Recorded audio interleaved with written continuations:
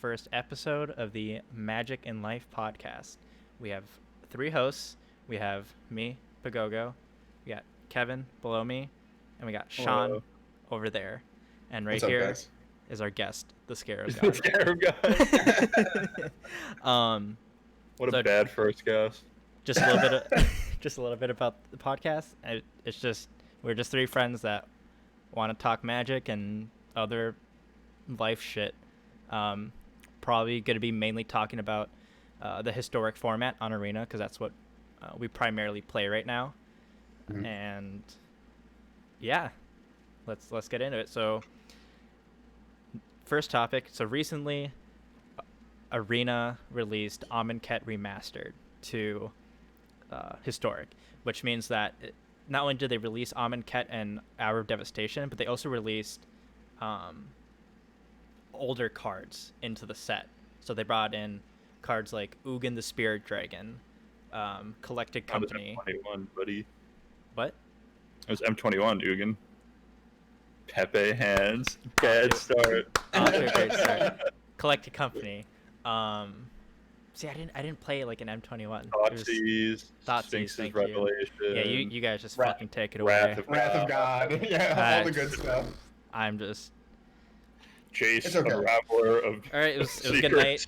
I haven't, Whatever it dude, is. I haven't even started drinking yet. Yeah. Pepe hands. Jesus Christ.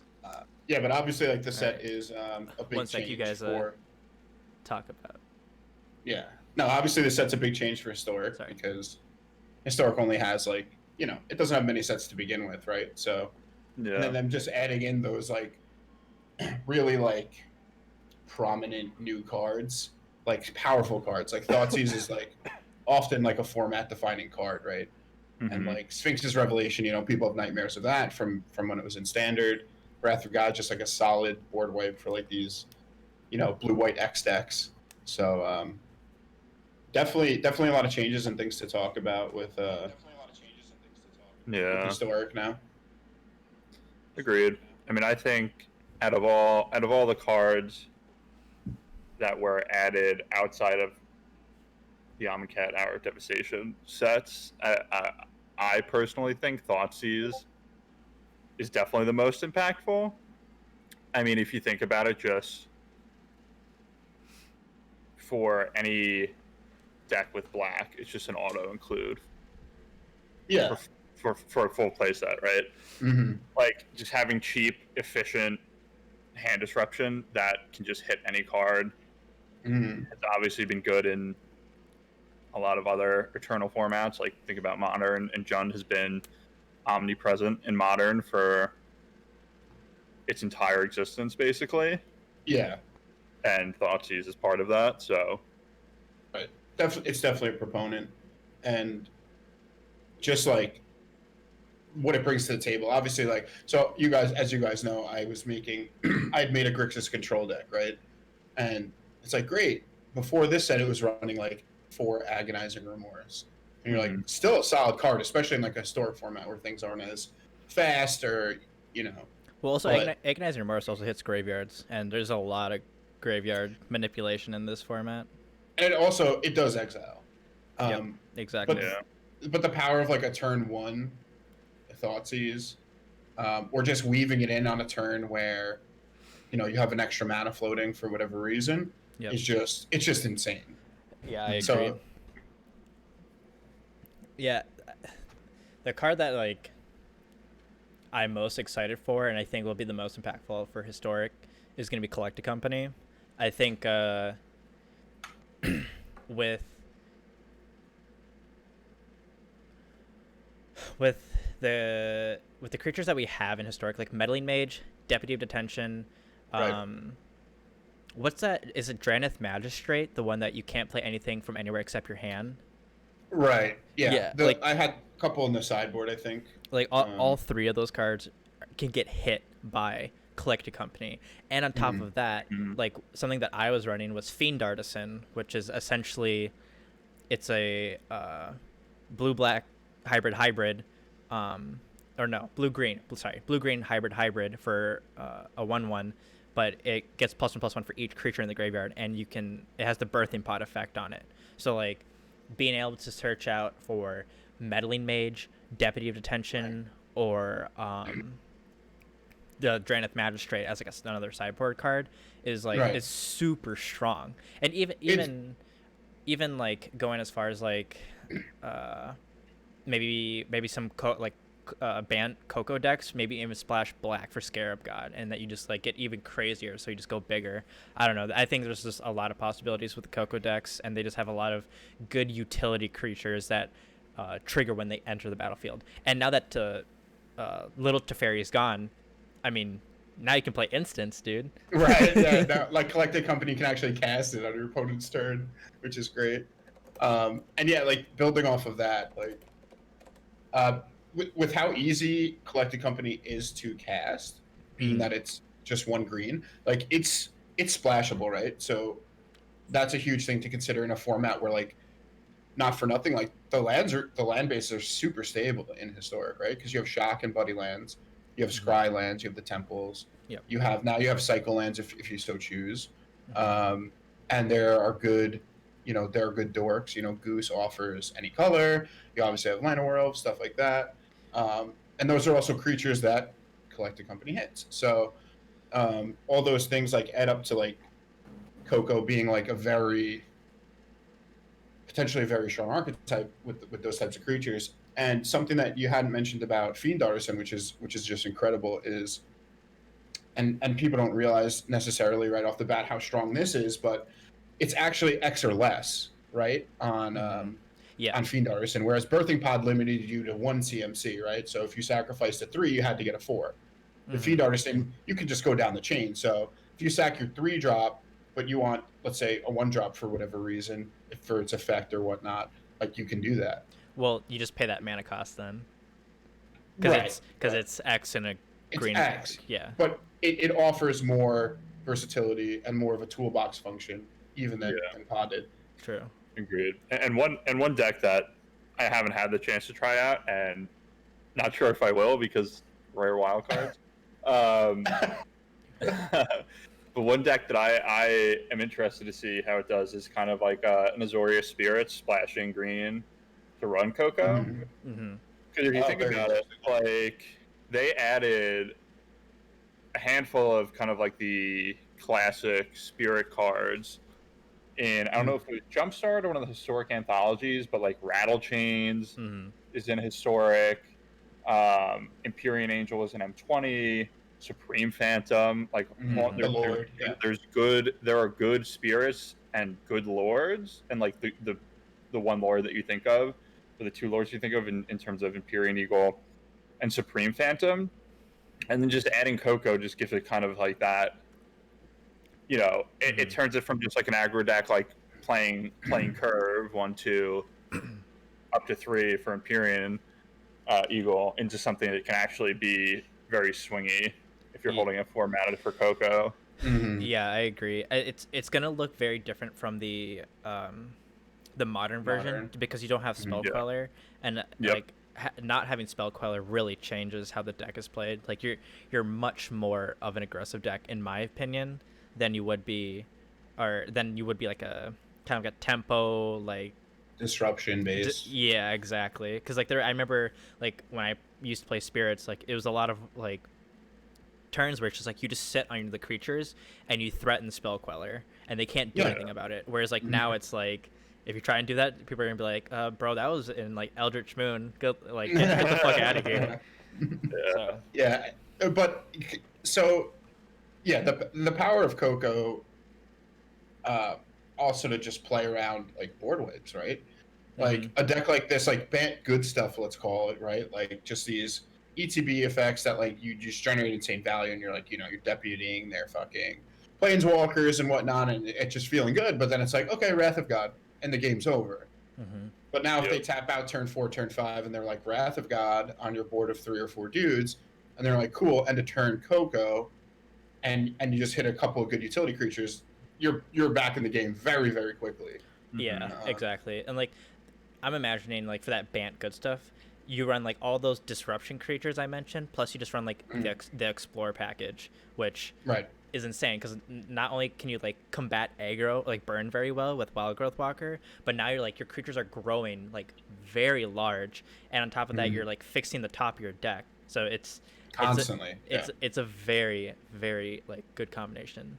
And like going back to like what you were saying about like good mana for Coco, I've been finding like you could potentially push it so that you can play Coco on turn like 2 or 3. Like turn 3 is probably more reasonable for like Jund Sack, because you can go like turn 1 Goose, or what am I thinking of? No. Yeah, turn 1. I guess you could do it on turn 1. You could do it. What am I thinking of? Sorry. Tap. You could do it turn 2 for Jund Sack, because you go Goose, then you play Phyrexian Tower. You use Goose to sack the food token. You use Phyrexian Tower to sack Goose. Yeah, and then use Coco right. there. And could you imagine just like turn 2, your opponent has a fucking Mayhem Devil and a Will Strider? Like, I would like just. my worst nightmare. It's like, oh great! Not only do they have like 2 of their best utility creatures, but I'm gonna be getting hit for 6 next turn, and you're just gonna sit there and be like, growth spiral. Yeah. And you're like, cool. Yep. I mean, even if like, not for nothing, even if you have like I don't know, eliminate or whatever, choose your removal spell, they still have the other card, right? And even if it's like, a Cauldron Familiar or something, like that's still like, that's kind of what the deck does, so that's still fine. And then for Kethis combo, it's turn 1 Goose, turn 2 Kinnan, which allows all your non-land permanents to tap for an extra mana. And then you play a Mox Amber, tap it for 2, use Goose, tap it for 2, and use Coco right there. You have it on the spot. Don't talk about Kethis combo in front of me.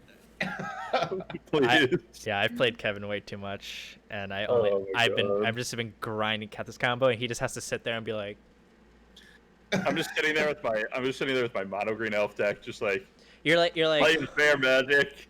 And I'm just like, and Pagogo's like, I'm just gonna take a 15-minute turn, and I'm just like scrolling through Instagram. Yep, exactly, dude.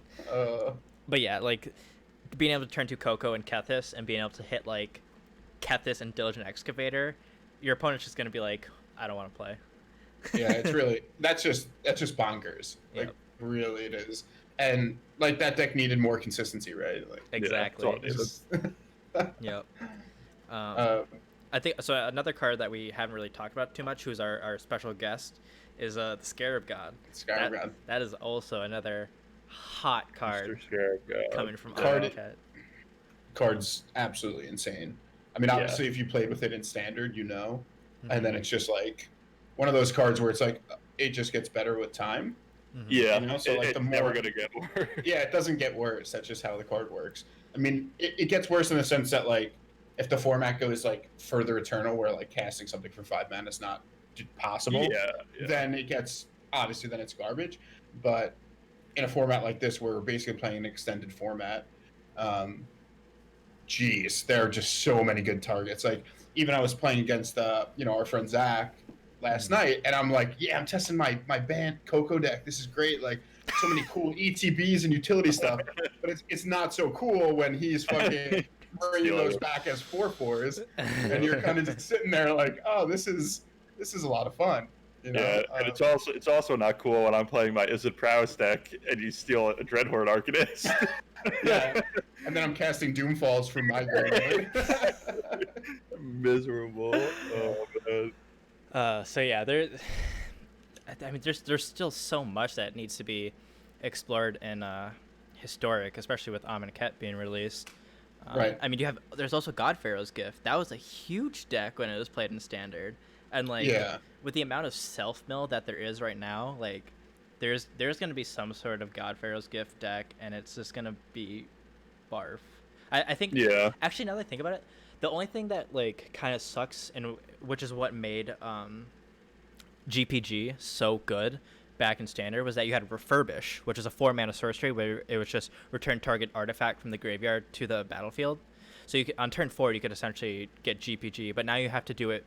You either have to hardcast it or you have to do it through the other artifact, where it's like if you have 6 or more creature cards in graveyard, you pay 3 and you sacrifice the artifact, and it gets God Pharaoh's Gift, but the artifact itself already costs 3 mana, so it's essentially like 6 mana to Still get. paying. You're still paying for Yeah, it. it's still very It's almost slow. like it's slower, but I mean it's almost like incremental payment, so it's not quite as bad as just like hard casting it. Yeah, so I'm not sure what that list would look like, but I mean I'm sure.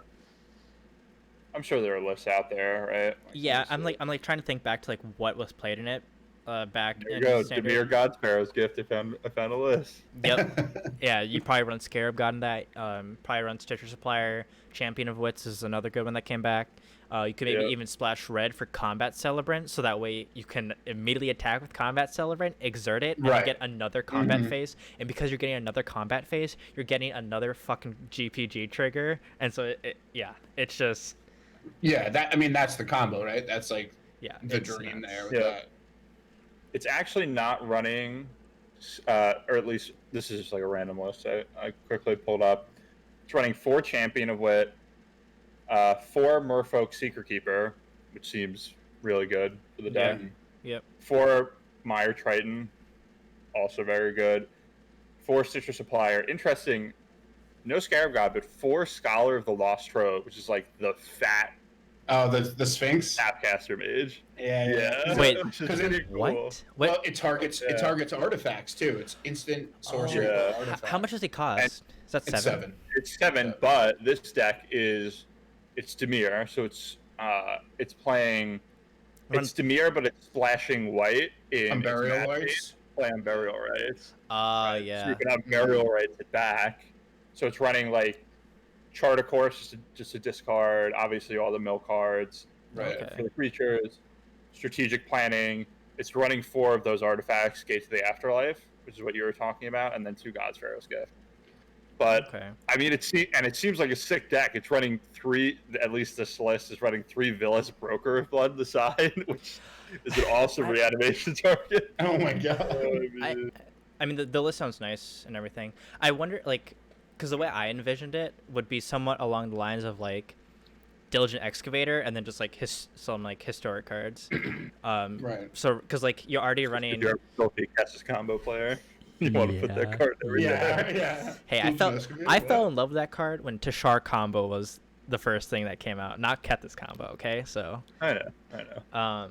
But yeah, you would run like Diligent Excavator, Stitcher Supplier, Lazav. You already have like artifacts such as the God Pharaoh's Gift, and then I can't remember what the fucking smaller one is. It's a 3 mana one, but you have the 3 mana one. But, Gates to the Afterlife.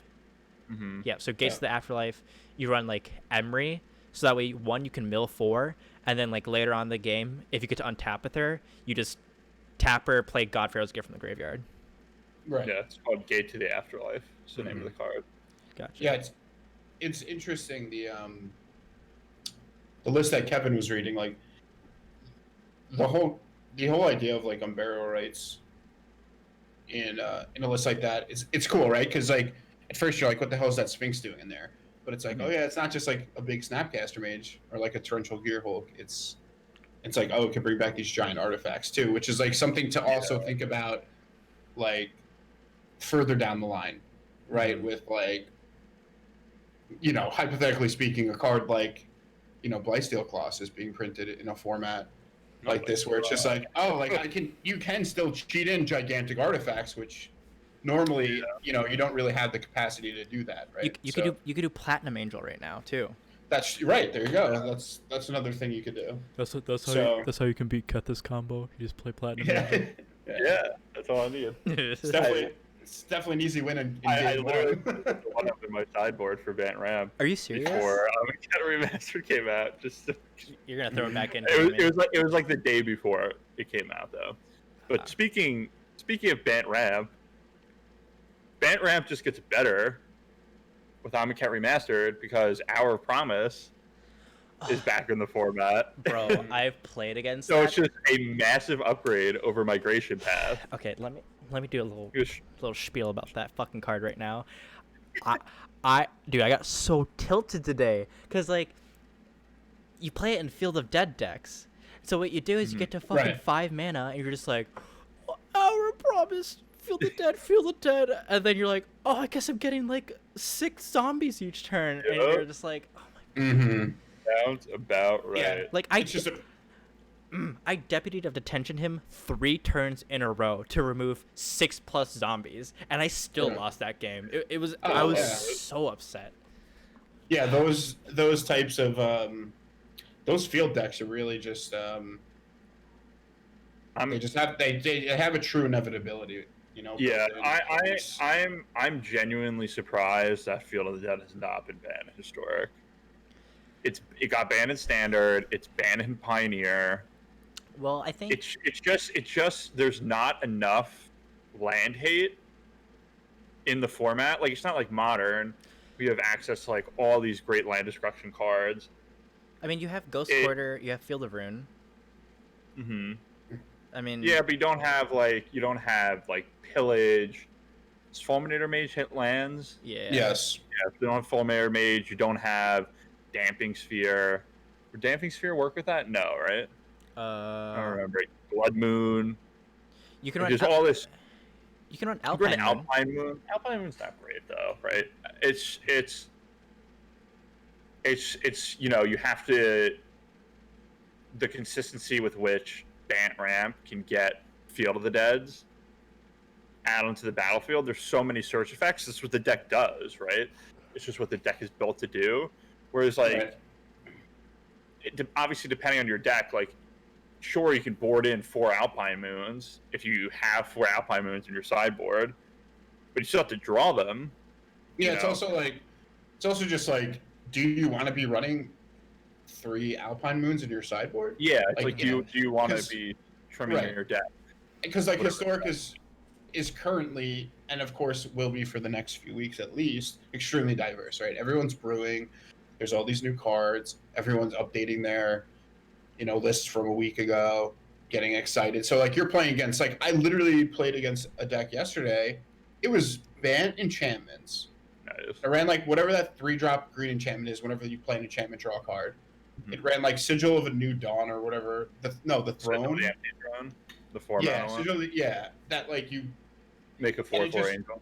Yeah, it makes a 4/4 angel. Played like all this other stuff, and that new X blue white card that's like return X enchantment cards from your graveyard that cost X or less. Oh, really? And then it's like, oh, now his board probably had like 50 something power on it, and I was just like, after 2 Ritual Assaults and like a Ratchet Bomb, I still lost. I was just like, all right, cool.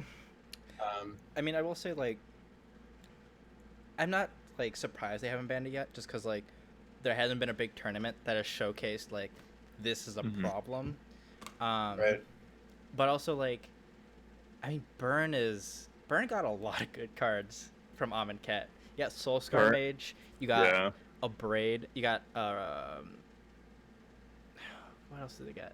They got like Earthshaker, Kenra, On-Crop Crasher, Hazoret. Yeah. Hazoret is the big one. Yeah, Hazoret's like even Glorybringer if you want a top end. Yeah. Glorybringer for a high end. Yep. Yeah, like Mono Red is really strong right now. Yeah. I don't think a lot of people are testing it. I think that there's a lot of like. I think everyone's like Thoughtseize Coco. Yep. That's yep. Yeah, I mean that's and like Scarab God. Like people want to play like. Yeah, and blue light control. People like playing that. Yeah. Some weirdo we know just was like, I want to play Big Teferi and Approach of the Second Sun. And my cat as my companion.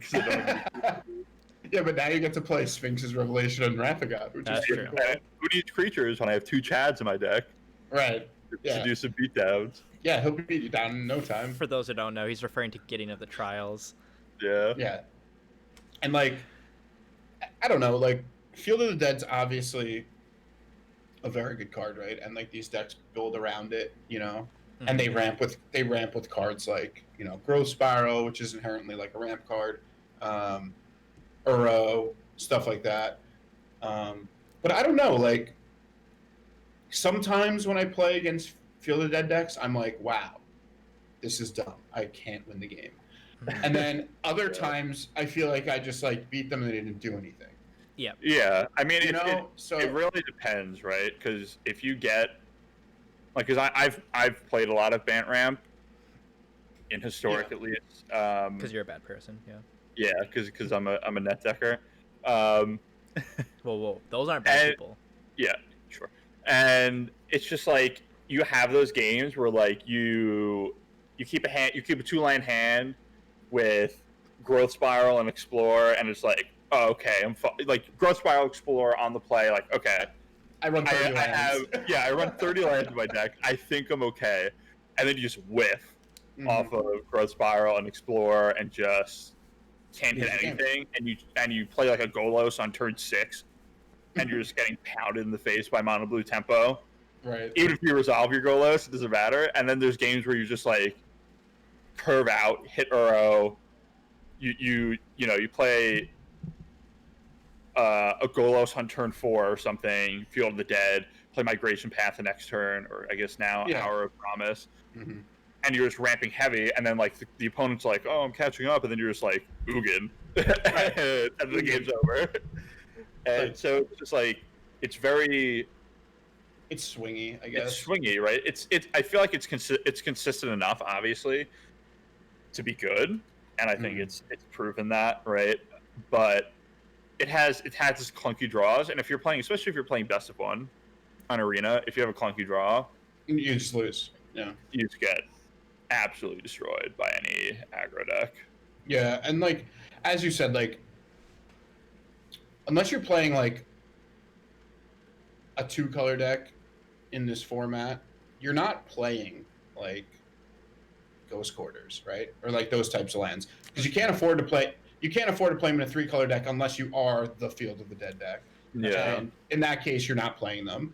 And if you're playing like mono red, you don't care enough about that card because they're never going to get a zombie out with it, right? Like if your game plan's working, you're not going to run it. And then go ahead. Yeah, dude. Another thing that fucking triggers me about Our Promise is that they can find Bajuka Bog. You just fucking slam that shit, and you're just like, yeah, and it's like land utility, right? And like that's what the deck's all about. And so like those cards aren't necessarily easy to fit into your list, right? Like I'm not running any in my Grixis deck because I can't, right? Like maybe I can run one because I run like 26, 27 lands, but like I don't know. You're gonna lose that consistency. Like you want to Ghost Quarters in your hand with like a Watery Grave, you know? Like I mean, I play mostly monocolor and 2-color decks for the most part. It's just how it is. I don't know. Besides like Bant Ramp. So, I'm laughing because when you were sharing your screen and looking at your decks, it was like 10 decks and 9 of them were just monocolor decks. I know. Because now I'm doing more, but I'm more going into just like different guilds. Like so I have a Rakdos deck as a deck, Bant Ramp, Azorius, but like I run mono green, mono red, mono black. None of them run Field of Ruin or Ghost Quarter. Right. The only deck that I run Field of Ruin in is Azorius Control. Right.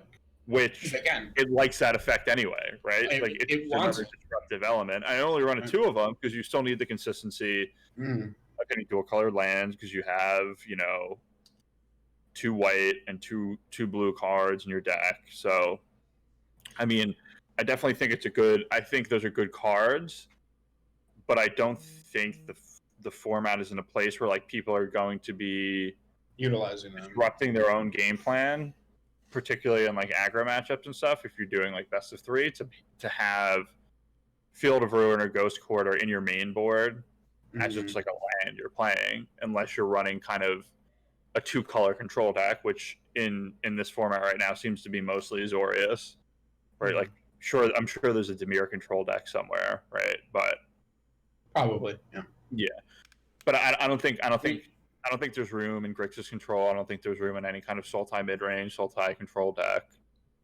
It's just who you want your shock lands, you want your scry lands, and you want your buddy lands, and that's pretty much it. That's it, right?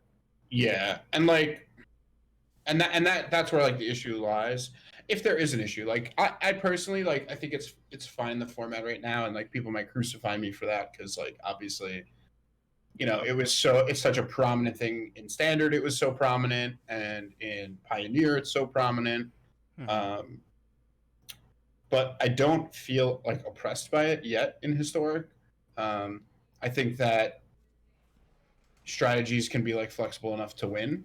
I mean, Mhm. like if your opponent and obviously this is like a niche situation, but like if you resolve an Ugin, what does Field of the Dead do for them? Nothing. You just zero Ugin every turn. Oh But god, like fucking Ugin. there aren't many. That's another card. But there aren't many answers outside of like lands, and it's hard to sacrifice that because you want your deck to do what it's supposed to do, and it can't if you're running colorless lands. So it's a bit of an issue in that sense, and maybe they'll bring something in, or maybe Yeah. we're just overlooking something. To be honest with you, I haven't even searched like the whole set for an effect like that. Um, I but mean, yeah, I mean, realistically, right? I think right now there are enough viable aggressive decks that it's not as relevant. But as playing, I play Azorius Control from time to time, um, and it's a very hard card to beat and mm-hmm. like build Right. everything, right? Because you have no kind of inevitability outside of like ulting to Ferry or beating somebody down with getting into trials. Mm-hmm. And Like those you do. like your game plan is to stall out until you can establish a board position where you can counter everything and deal with everything, right? Mm-hmm. And if the opponent's lands are just spitting out 4/2/2s a turn, like Yeah, it's tough. But planeswalkers don't do much against that. yeah, but I think in a format where you're suspending Baby to Fairy, Mm-hmm. I think Field of the Dead is okay. If you think Teferi is a bigger problem in your format than Field of the Dead, then Field of the Dead probably is okay where it Mm-hmm. sits. But yeah, Baby we'll see. Teferi is real good. Mhm. Baby Teferi, Uh, it's just an unfun card, right? It's not even like it is very good, right? But it's It, just like not fun to play against. it That's lets the me thing. have well, fun. it's not fun to play against, and it doesn't. It just restricts the way people can play the game, and I think that's the main reason it's gone. I think that if you can't play your deck even remotely close to the way it's supposed to be played in most of your matchups, Yeah. then the game's not being played how it's intended to be played, right? Quick And little like, note. Sorry, quick little yes, note. If the stream goes down, it's because there's a severe thunderstorm warning in my area. So. gotcha. Yeah, Anyways. just start. You can just start running the backup generator. Oh, yeah, that's right. I There you forgot go. I invested in one for the for the podcast. Yeah, yeah. Put Fuji on the treadmill and get him running. Just What gonna do you peanut guys? butter like in front. He's just. So, yes or no? Just a yes or no. No explanations yet. Do you guys think Ugin's fine in the format? Big Ugin. Yeah. What if I don't Yeah. know? To be honest. I really don't think Ugin the Ineffable is really good for the format. I Trash. mean, right? It's like it's a big payoff card, and the thing is, it's just like any other strategy, right? Like your whole deck is built around getting to Ugin Yeah. and resolving an Ugin. I think back to Field of the Dead. I think in a world where like your ramp deck is ramping to Ugin and Ulamog, and that's it. I think it's fine. Mm-hmm. But when your deck is ramping to Ugin and then also making a million 2/2s, maybe it's an issue because you have board control and board presence as opposed Simultaneously. to just board wiping Right. and Mhm. bolting something every turn. Yes. Um, Yeah, like you can literally go cast Ugin, and this is probably like maybe turn 6 the latest. Like you can go like literally cast Ugin and then make 2/2/2s after you wipe your opponent's entire board. yeah, So it's like I played a 4/4 and an Ugin in the same turn, and my opponent has 5 or 6 lands on the battlefield. Yeah, yep, that's true. Yeah, that's very annoying to go up against, and but at the same time, for me, I'm just like, like the turn that they're gonna get like Field of the Dead, like triggering, is gonna be like the turn they play like Hour of Promise. Maybe the turn after, right? Because you need 7 different lands. So maybe like realistically, people will play Hour of Promise on what, turn 3, right? Depends on the list. Like if they're running Land, elves, they could probably do it. Lantern 1, another Lantern 2. They grow Spiral. That's 3, and then Yeah, so it's probably turn 4. If they're playing Llanowar Elf, they could do it on turn 3. yeah. Yeah, I don't think most lists don't run Llanowar Elf. Llanowar. Some lists are starting to run like Oracle Oh yeah, I saw that today. because it's a good. It's just you have so many lands in your deck that like Jeez, that's absurd. odds Yeah. are when you're looking at the top card of your library, there's a good chance it's a land. So. Yeah. I think like the list would sideboard Arboreal Graziers because it's super good in the aggro matchups. Yeah. So in that case, it would be turn 3. But let's say Yes. you Hour Promise turn 4. You get Field of the Dead. Let's say you don't get the triggers yet because you still need like another land that's of a different name. So at that point, you'll have 7 lands. You play your 8th land. You get your 2/2 zombie, or 2/2 zombie, or maybe 2 Yep. of them, and then you slam Ugin. So it's like Right. you're looking at Ugin coming down on turn 5, and like if all they're doing is ramping and not interacting with you, like that, like people just need to like shift their decks to punish that, right? If that's what becomes meta. But I mean, Right. we have to you just have to let the meta evolve And over time. And I don't. Yeah, and I don't know honestly if that deck will fare well in historic right now, given how strong, like we were talking about before. Like red's already good, right? Like goblins was absurd, and now it's like, oh, here's like 5 or 6 new like insanely good red cards coming from a set where, top 8 of major tournaments were like 6 red decks. Yeah. So like now, like, can that field deck fight against those red decks? Like potentially, like, right, they could just start running Wrath of God, right? Grow Spiral into Wrath of God, turn 3, all your shit's dead. Yeah. I think like in terms of like what I want banned for historic, it kind of goes back to like what Kevin was saying. Is like Teferi is unfun. Field of the Dead is kind of unfun because it's hard to interact with, and I feel somewhat the same about Ugin. It's like your opponent slams an Ugin, and like who here thinks I can push through this? Like most of the time you see Ugin slam and you're like, oh my god, like fucking let's go to game 2, go to game 3.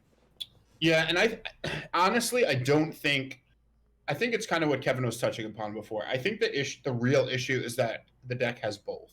Because if I'm playing Grixis Control, let's say, or Sultai midrange, or Sultai Control, or whatever, and they go Ugin, and they like minus and kill my Scarab God or something, which does suck because it would get exiled. It's like, okay, I just untap, play, Bolus, and -3 and destroy Ugin. And then it's fine. The problem is that if they have those tokens on board, then my Bolus dies, and now I'm getting smashed every turn for like X amount of damage. It's probably a 3-turn clock at best. So like, I don't think like Ugin necessarily, if you're like all in on the board, then yes, obviously it sucks. But there's something to be said about playing around strategies like that. But it's the combination of having both, I think, that's really, really an issue. Yeah. And just like being able to make a bigger board of creatures than aggro and mid-range decks have when you don't run creatures in your deck. So fun little good. No, I was gonna say, right now also yes, Wrath of God's printed in the format, but also like Thoughtseize can also kind of just make it a lot harder for Bant Ramp or like ramp decks in general, just to kind of like that's true. That's off, true. right? If you kind of like the situation I was mentioning before, where it's like you keep a hand with Explore 2 lands, and somebody Thoughtseizes you turn 1 and takes your Explorer. Yeah. So it's like, or just takes your Uro and you can't escape it for 10 turns. Or just takes your Ugin, right? So there's something definitely you said for that, and I'm sure that's hopefully factors into, not a huge portion of the meta being geared towards that, assuming there's no bans or restrictions. Yeah. So a nice little tidbit of information that came out today from Wizards is that they announced the next 3 weekend qualifiers, and the very next one that's coming up on September 12th and 13th is historic, actually. So Very cool. Yeah, so the people that will play in that are people who have placed top 1,200 in the months of, I believe, June, July, or August. So we still have a chance, boys, this month. So if you place top, so that's going to be a big weekend for historic, because by that time it's going to be a month is going to have passed. So the format's going to have evolved quite a bit, and because it's a qualifier event, people are gonna actually grind the format to be like, what is good? What do I need to play? And so I think at that point is maybe when, if it's needed, we look at bans. Of cards, and or considering taking cards off the suspension list, like Oko. Yes, I think first order of business: unban Oko, unban Once Upon a Time, Wilderness fair Wreck. Magic cards, Wilderness Wreck, for sure. Change the companion rule back. Fires of Invention. No issues here, dude. I'm just imagining like Oko comes back and we're like, oh, this is really fun, and then all of a sudden like you just like look at fucking Bant Ramp and you're like, fuck me, dude. Like Field of the Dead, Ugin, Hour of Promise, Oko, and you're just like, ugh. I want to die. Yep. I'll be right back. You guys can keep going. Okay. Yeah. So Carrie just texted me. She goes, "Please don't take my Ugin," and she spells it Oogan. I was like, nice. For reference, Carrie, it is Ugin, Eugene. Often referred to as Eugene. Yeah. Yes. And so going back on what you just said, like, I both like and dislike tournaments like that. Like, I dislike it in the sense that Tournaments like what? Like just a big qualifier like that, right? Like for a format like this that right now has been pretty much, I would say, casual, right, for the most part. Then there's like a defined meta. So like the brewer in me is like, that kind of sucks, because like I just like to like throw crazy decks together and play for fun. And I appreciate obviously the competitive side, but then the other side of me is like, this is cool. Now we kind of know where the format's at. We can build from there. It's funny because I like brewing too, but I like it when there's a defined meta, because then it allows me to be like, brew around it. How can I target these decks? Right. No, I agree. I agree in that sense as well. But it almost makes it feel like more official, So I'm like, That's true. The more like play for fun side of me is like a little turned off to it. But don't get me wrong, like I love that they're doing this, and I think that it's good for Magic, and especially now, given that like paper Magic's pretty much a non-factor in the world right now. It's cool that Historic and Arena are here to kind of fill that void for a lot of players in a lot of different ways. By the way, Sean, can you either keep your phone in your lap or turn it off vibrate? Oh, sorry, you can hear it. It's very loud. As you're talking, all of a sudden you hear. Yeah, I put it in my pocket. That's funny. So what other cards from like the new set do we want to touch upon here? I mean, there are a lot of like relevant. Yeah, I mean, we've touched on it briefly, but like, I'm just really excited about my new Rakdos deck with Thoughtseize in it. Mm-hmm. It's just I don't know. Thoughtseize is just like, it's your type of card. Yeah, it's definitely your type of card. Yeah, like me and Zach are both like major Thoughtseize. Yeah, because super excited about Thoughtseize. Because Kevin's like really bad at like thinking about what's in my opponent's hand, so he just needs to see it. Yeah, I just need to see it. Just show me. I'm too stupid to be like thinking about it, right? Like, oh, this guy's 4 mana up. What could he have? I was like, can I see cards, please? Just play with your hand revealed for the rest of the game. No, but I think realistically, like honestly, probably the reason why I like hand disruption effects so much is because like playing against Sean so much, I know it triggers him. Yeah, it does. When you do so It much does. hand disruption, crap. It's like pack rat. Oh my god. I told Kevin today as I was playing him that every time he thought seizes me turn 1, I'm gonna scream into my mic for him. So 2 games in a row. Yeah, second game I'm just like, Yeah, Thoughtseize can be such like a feels bad, right? Because yeah, you keep a hand, you're like, this is like a really, really good hand because of like this card.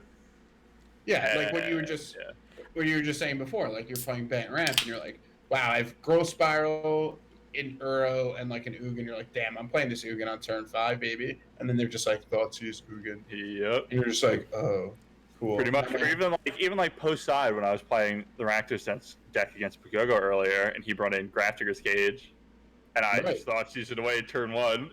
Yeah. Like, yeah.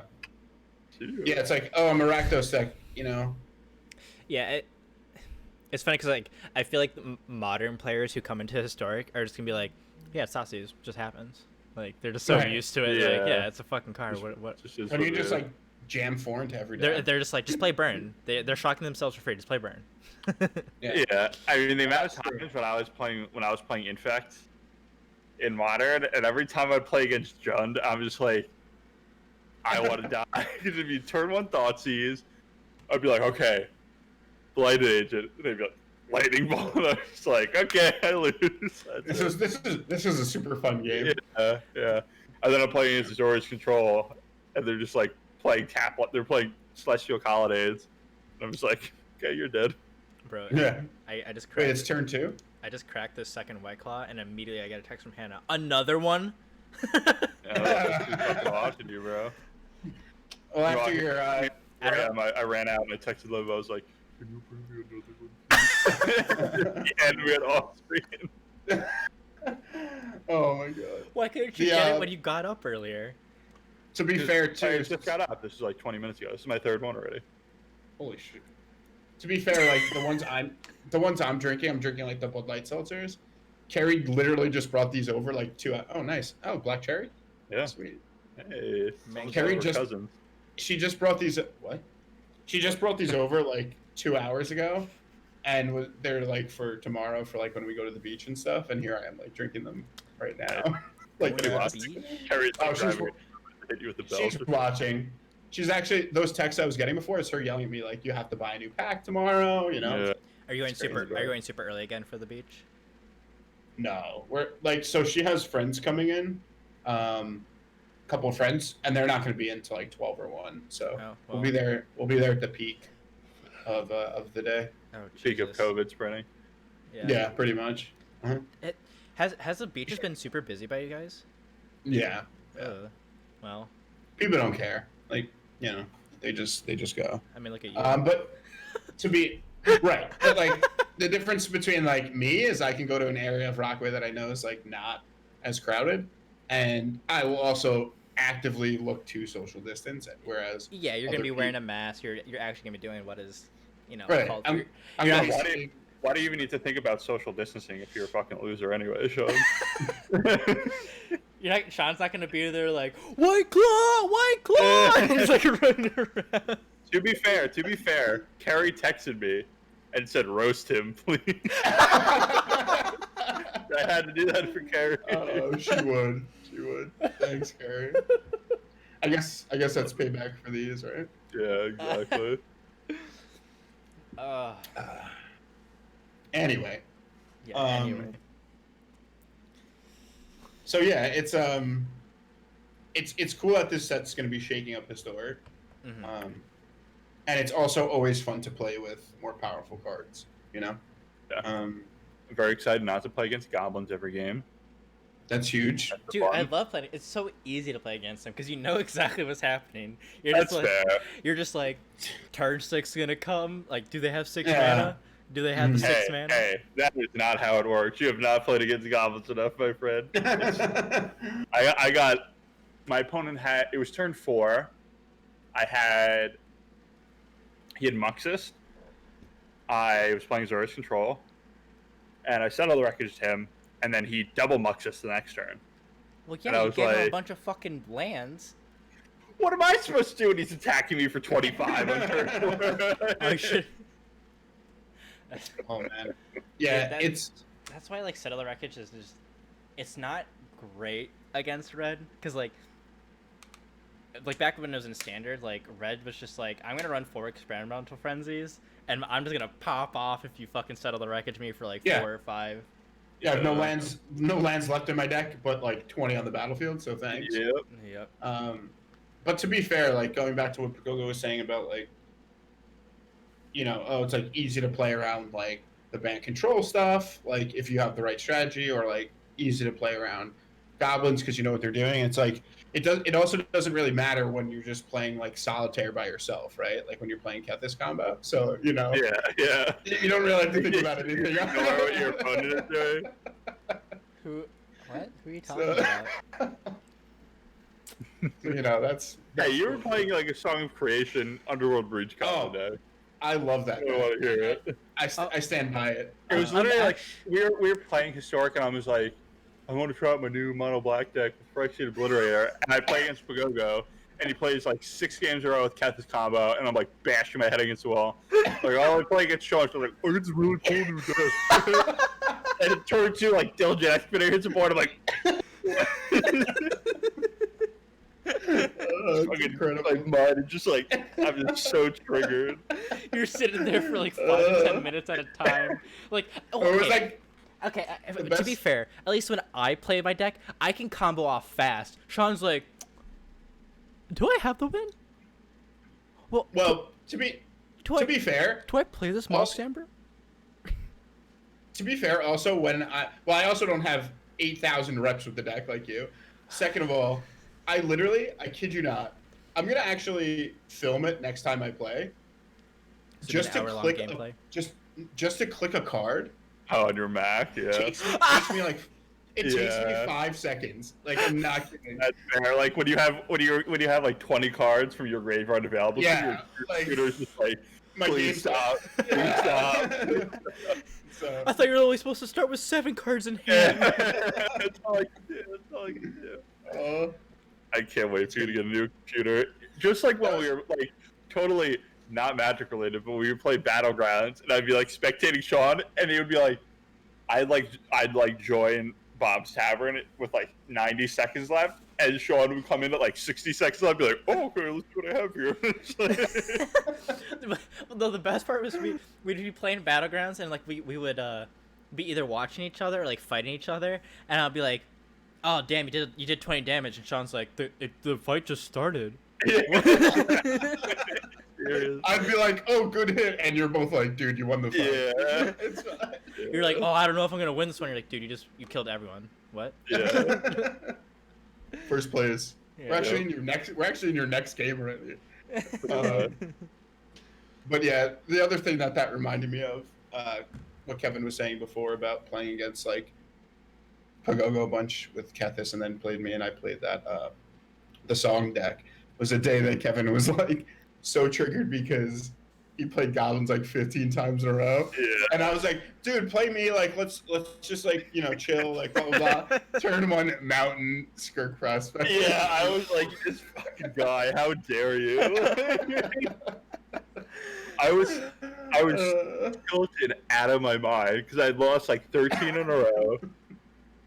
And I'm just like playing Bant Ramp, and I'm like, I'm not drawing lands, like I don't know what's going on. And then she was like, oh, let's have fun, like let's chill, play it if you do. Skirk Prospect in turn. No, you played Skirk Prospect in turn 1, Snoop turn 2, War Chief turn 3. I was like, fuck you. Was that the Kranko game? No, that was a different one. A different game. That game was insane. Kevin, because of you, I had to make the fucking Bandit Coco deck, so that way you were getting so pissed, like I knew, because normally when we play we're like talking and having fun, but I'm like, oh, Diligent Excavator turn 2, and you're just like, I mean, yeah, but like think about it, right? Like, have you played against Storm in Modern? Like when you're playing against Storm, like you're playing against Gift Storm in Modern, and you're playing like a linear deck, right? I played that deck. I was playing like the most modern I played was Infect, right? And you're playing Infect, like you're doing one thing, that's it. Mm-hmm. And then you're playing again. It's like you either have the nut draw, or you sit there and watch them fucking cast Metamorphose turn 2 into Gifts Ungiven into the same fucking pile every time. It's just like, wow, I'm having a great time. Except with that, at least like you saw, like you can, and obviously it's different in paper. Like on Moto, I'm sure it's like a similar issue. It was like, okay, I see the combo, like scoop it up, right? Whereas like and it might be just like I just zone out when I'm playing against Get This Combo because I'm like, this fucking sucks. So, like, it could be my fault, but I'm like, if I see 2 Mox Ambers, I'm like, I probably lost. Like, What, you make it worse? You make it worse when I'm like, yeah, I have the win. You're like, yup. I'm like, yeah, I'm like, are you gonna? do your thing. I'm like, are you gonna concede? You're like, no, Nope. I don't want to. And I'm like, bro, why do you? If you hate this deck so much, why not just concede? It goes to like what I was saying, like my Nexus of Fate rule. Like if you're gonna play a deck that requires you to take a 15-minute turn, I'm gonna make you take your 15-minute turn. See, I agree with you on that. If it's on fucking ladder, but we're just friends having fun. That's true. That's true. I'm just being a dick, but it's worth it. But yeah, like, there is something to be said about what you just said, though. Like, he's not your friend having fun in that Shut the situation. fuck up. Bro, I've had more people concede to me in ranked from Get This Combo. No, I don't even have the combo. I just played like 5 historic cards in a turn, milled 10 cards, and they're just like, I'm done. But I'm like, I'm digging because I'm like sweating bullets. I'm like, I need another Mox Amber. We're not fucking going off this turn, boys. And like, meanwhile, they're just like, fuck this shit, and they just get out of here. I'm like, cool. Meanwhile, my friends are like, fucking do the whole combo. Do it. Yeah. Do it. Like, Show me the win. You don't have it. You don't have it. Yeah. 4 Mox Amber sitting in his graveyard. You're like, nope, he doesn't have it. Yeah, so that's fun. That's a fun deck. Then you have like, I don't know, did like these aura decks get anything new? Do you guys know?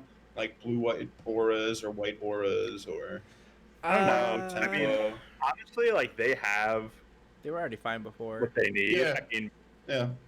maybe in like some fucking insane world, you're running Pact of Negation. I think that's probably wrong, right? But like, It's probably wrong. if you think about it, like, what do you need other than Core Spirit Dancer and then like some like halfway decent auras, right? Yeah. Yeah, Like, you put Vigilance and Lifelink on a Core Spirit Dancer, it's game fucking over. I think a potential card maybe is like Censor, because now you get like a potential counter spell, and then also like later on you're just like, I'm just gonna cycle it. Yeah. That's true. Yeah. That's another thing though. Is like some of the cycling decks got a lot stronger from the cycling cards that got introduced, because Amonkhet and Our Devastation were big cycling sets. So like. Oh, they brought in a lot of. Yeah, so you have like Censor, Hieroglyphic Elimination, which is 4 mana draw 2, but you can also just cycle it for 1, which is super good in a lot of, because like a lot of the like standard cycling decks, they just ran like garbage cards, but it was fine because they were basically just ops. You just wanted to cycle. Just draw 1. Yeah, that's all it was. Yeah, and there's support for it, right? Like there's that 2-drop, right? That Demir card or something. Was it a 1/3? Whenever you cycle a card this turn, it gets +1/+1. I think it has flying or something. I don't know if you play that, but it runs like what? You don't know the card that I'm talking about? I'm thinking of the 1 mana 1/1 that every time you cycle you get a +1/+1 counter. Yeah, that's probably better. But there's a Demir one too. It's like a 1/3, I think. Right. Base power and toughness. I mean, well, there's that one like Boros card, right? Oh, Solar Flare, is that what you're thinking of? Or Is it the 4 mana instant? yeah, that was already in standard though, historic as well. Another good one's Hollowed One. That's another good one. Yeah, Hollowed One's a good one. Yeah. Obviously, that's like the build-around card there. Yeah, that's a super strong one for that so, deck. It's also interesting to note that like it works also off of discarding, right? So like you can run stuff like. Wait, I think I know what card you're talking about. Is Flameblade Adept in the fucking format now? The 1 mana 1/2. Whenever you cycle, I think it gets +1. This is a multicolored card that I'm thinking of, I think. Kevin, look up Flame Bladed deck. Yeah, I'm looking at it. It was definitely an Amonkhet. For some reason, I feel like it's not in the remaster. No, so the They didn't card- print every card. The card I'm talking about, Shadowstorm Vizier, it's blue-black, 1/3 flying. Whenever you cycle or discard a card, it gets +1/+1 until end of turn. Yeah, it's not an Amonkhet remaster. It's one of the ones they left out. Oh, really? Yeah. That makes it kind of sad because I would have liked to seen that, like have Yeah. that and the white fox, so that way you have 8 1-drops that benefit from cycling. So like you're like a decent. Oh, Sean's camera just went off. No, I'm here. I'm just moving because I have to charge my laptop. Okay, that's right. You're not wearing pants, right? No. Oh yeah. I mean, why would you? Uh-huh. Yeah, why would I exactly? We're all friends here. You know what deck I want to build is a Bant ramp deck with doesn't run Ugin or anything like that or Ulamog. It's Bant ramp with like Oracle Moldaya and shit, and then its win con is just Karn sideboard. Wait, what? What are you talking about? What did I miss? What? Bant ramp, no Ugin, no Ulamog. It's just like a Karn wishboard sideboard. Just That dumb sounds- shit from there. Sounds garbage. Sounds horrible. Yeah. Yeah, I was gonna say that one Right. sounds bad. Just fucking get Ugin, slam that Ugin, and be like, "What's going on the I mean, next?" one?" Platinum Angel's in the sideboard. What do you guys think about Anger of the Gods in the format? I haven't like seen it played, to be honest. I just don't know what deck it fits in. Like, I mean, I Cool. have so I have it in Red. this. I have it in the sideboard of my Grixis deck. Grixis deck, which is like makes sense. I don't necessarily know if it's better than just like Ritual of Soot, you know. I mean, It's what, faster. It exiles, which is nice. I mean, what does Anger of the Gods like not hit? Is the thing. Right. Like, I feel like it hits. I don't know. I feel like it hits everything. Like, It probably hits what you want it to hit, I would imagine. yeah, I mean, it doesn't only deal 3 damage. yeah. It deals 3. Right. It doesn't kill like Uro or any of the or Croxa. Doesn't That's kill true. Uro, doesn't kill. Or- Doesn't kill Muxus because Muxus is 4. Oh, Muxus is Muxus is He's a 4/4. Yeah, but on top of that, like the turn they Yeah, play but Muxus, what you I always meant- lose. No, what I meant is that Ritual doesn't hit Muxus either, so it's irrelevant. Oh, I see what you're saying. Comparing the two. Kethis, Um, Kethis. Doesn't hit Kethis, that's for sure. Not that like, whatever. Fuck Kethis, but Hey, don't you say that about him. True. you know. True. Kevin's got my back on that one. I do.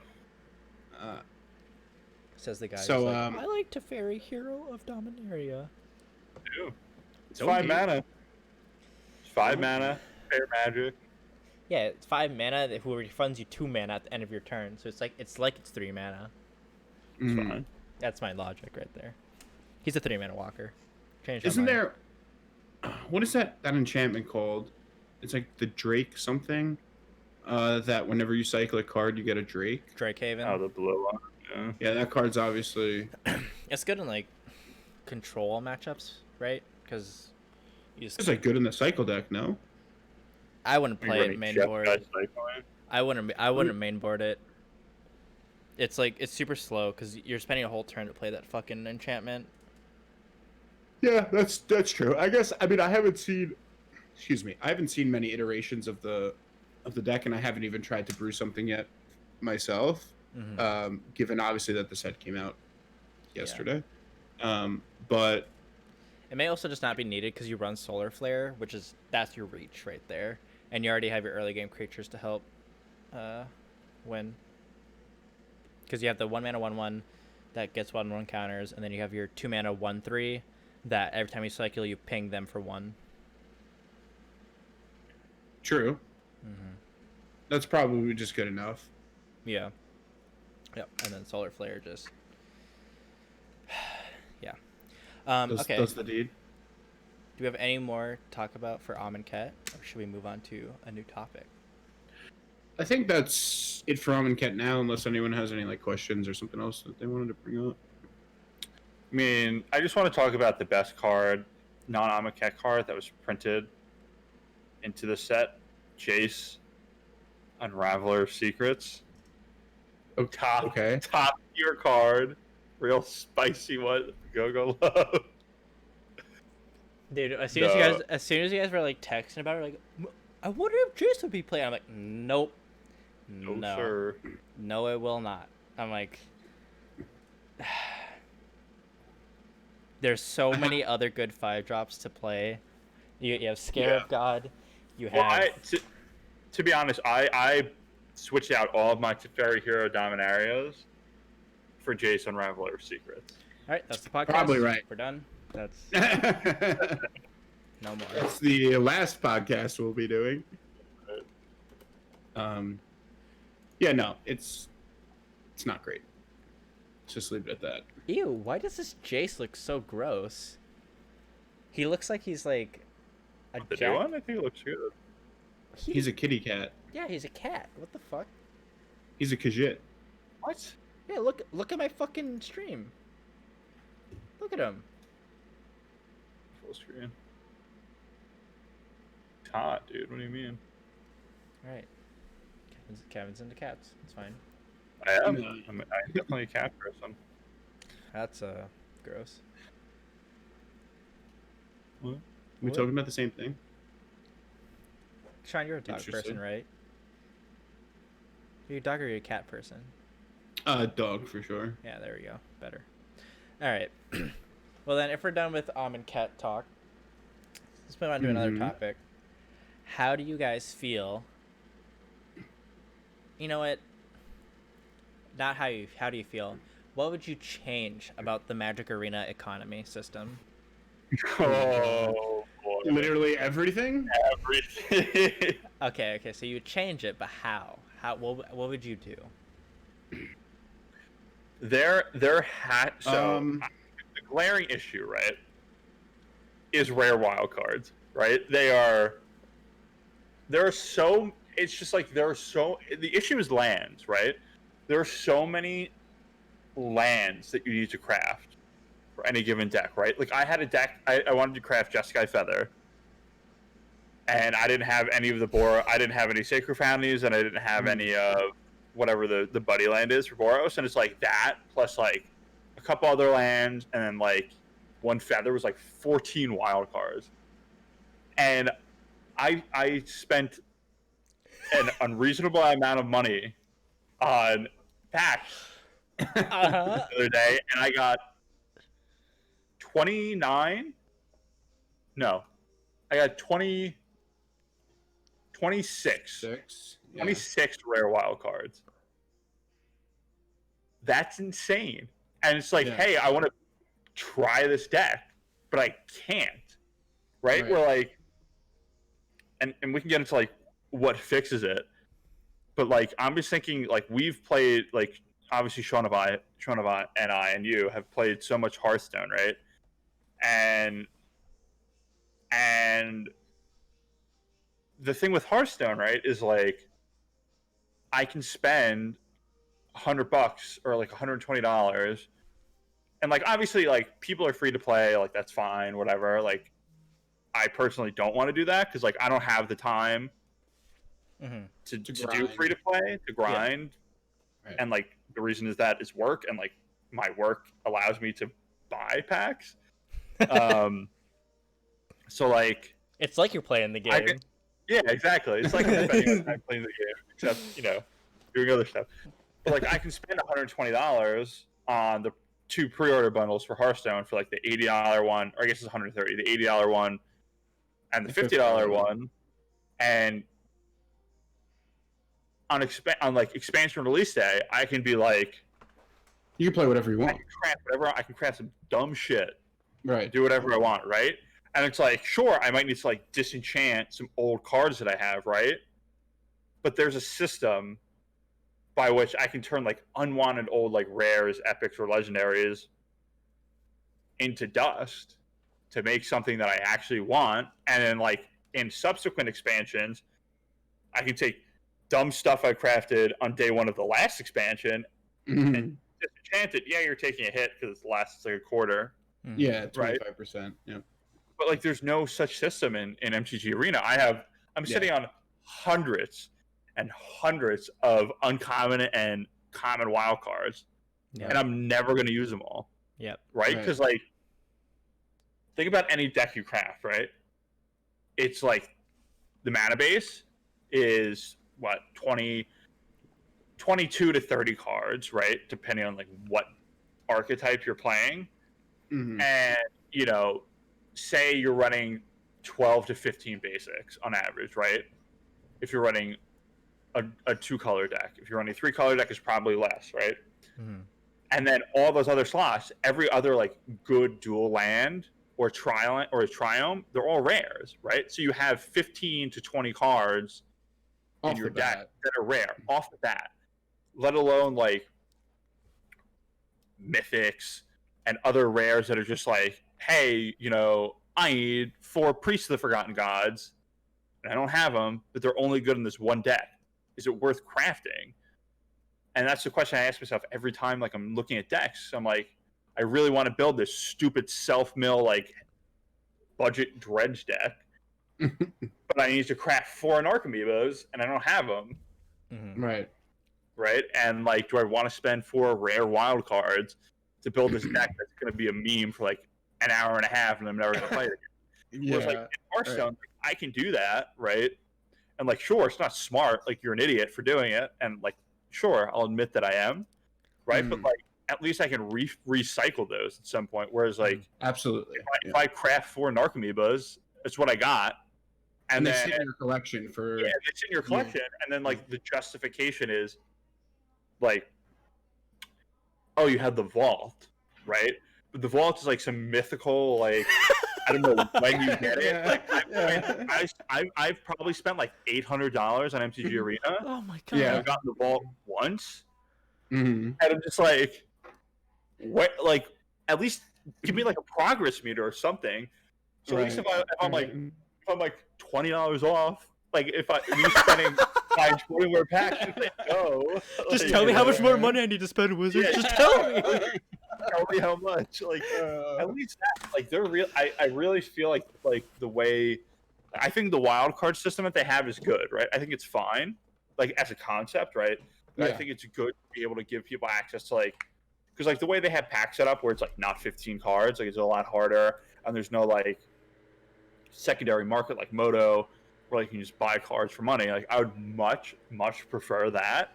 Because like I'd rather spend $150 on like getting any card I want than like spending $150 and rolling the dice. But like obviously that's how it is.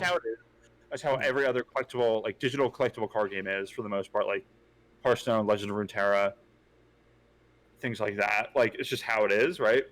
I think it's fine. I think the wild card system is good. The issue is that the wild card system is like just like it's so skewed to commons and uncommons because like that's just how it is. Because when you're opening a pack, you have X amount of, what do you have, 5 common, 2 uncommon, and 1 rare slot or something like that. And it's like you're much more likely to get an uncommon or common wild card than you are to get a rare, right? That's just how it is. And then like sometimes you get mythic rares, you're like, I don't want this because I can't craft land. Get a load of this, dude.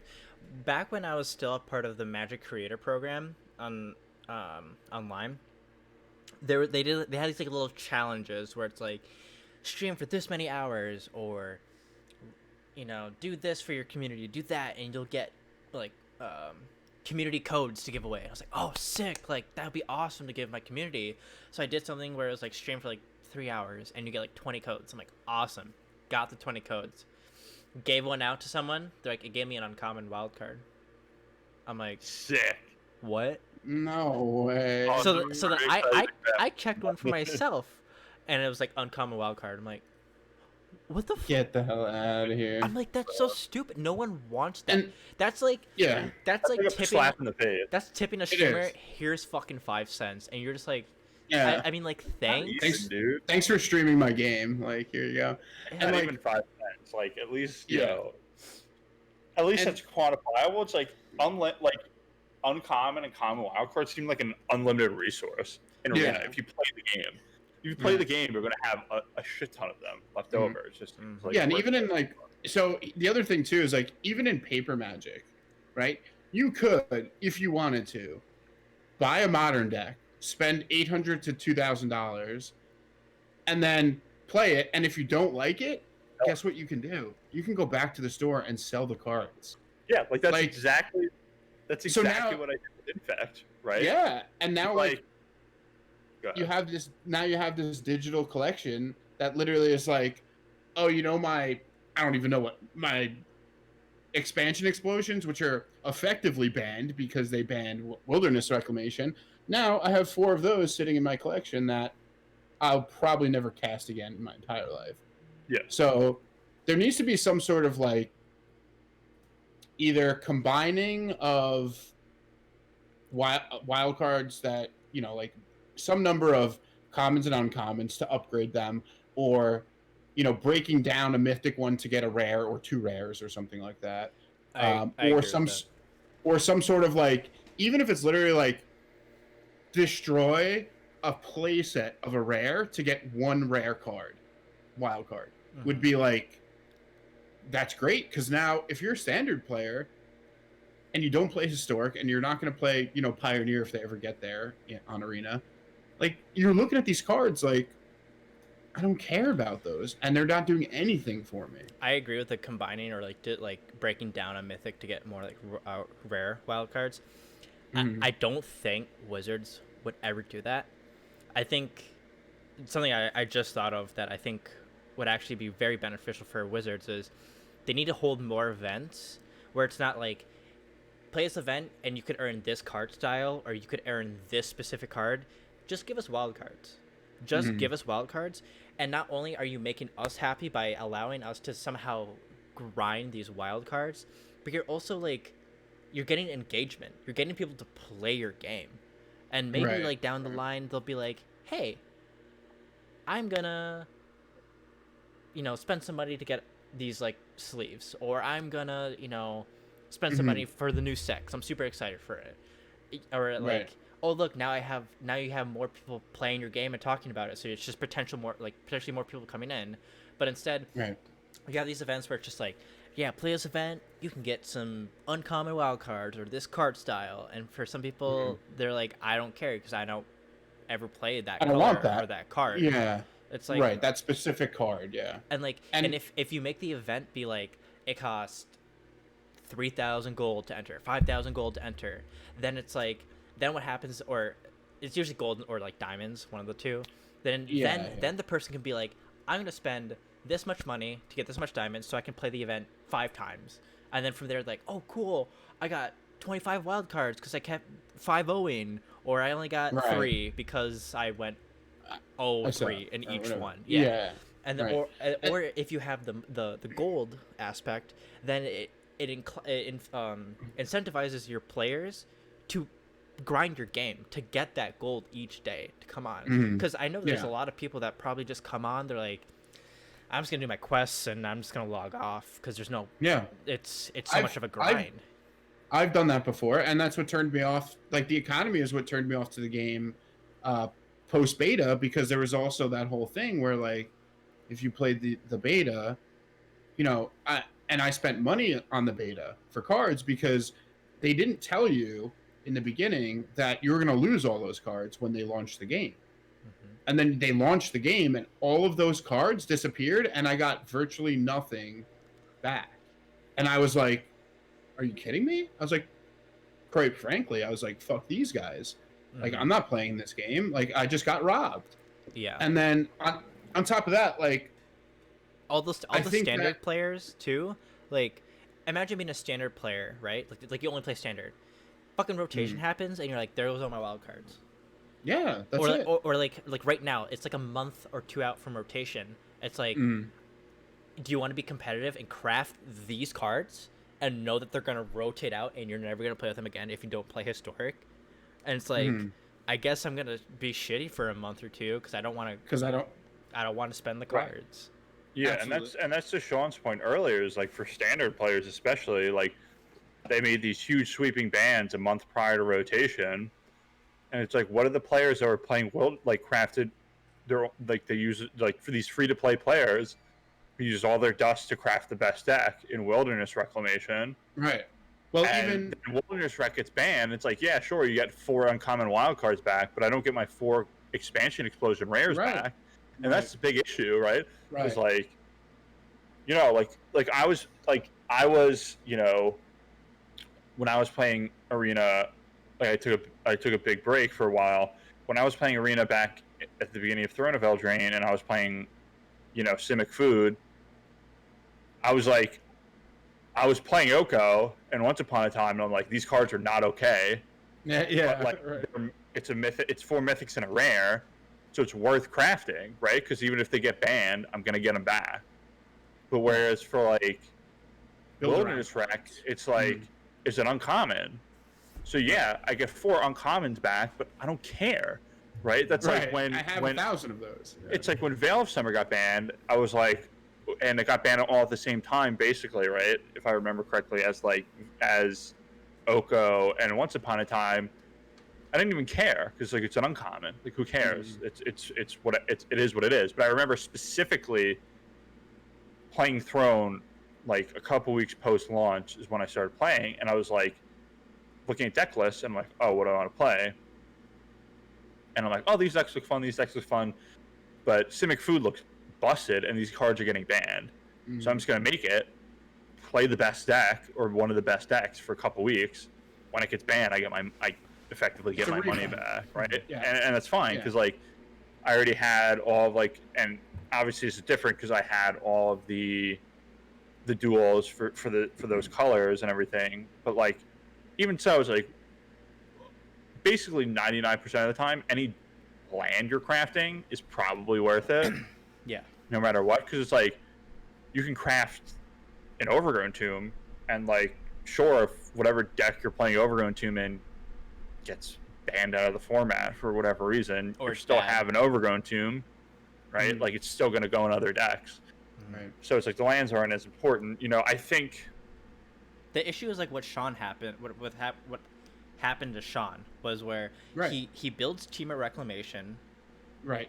2 days later, it gets banned. and it's like the issue is not the uncommons. It's the issue is that you're crafting these niche cards for this deck that uses rares and mythics, and then all of a sudden it's like, yeah, you can't play Team of Rec now. Like the deck is dead.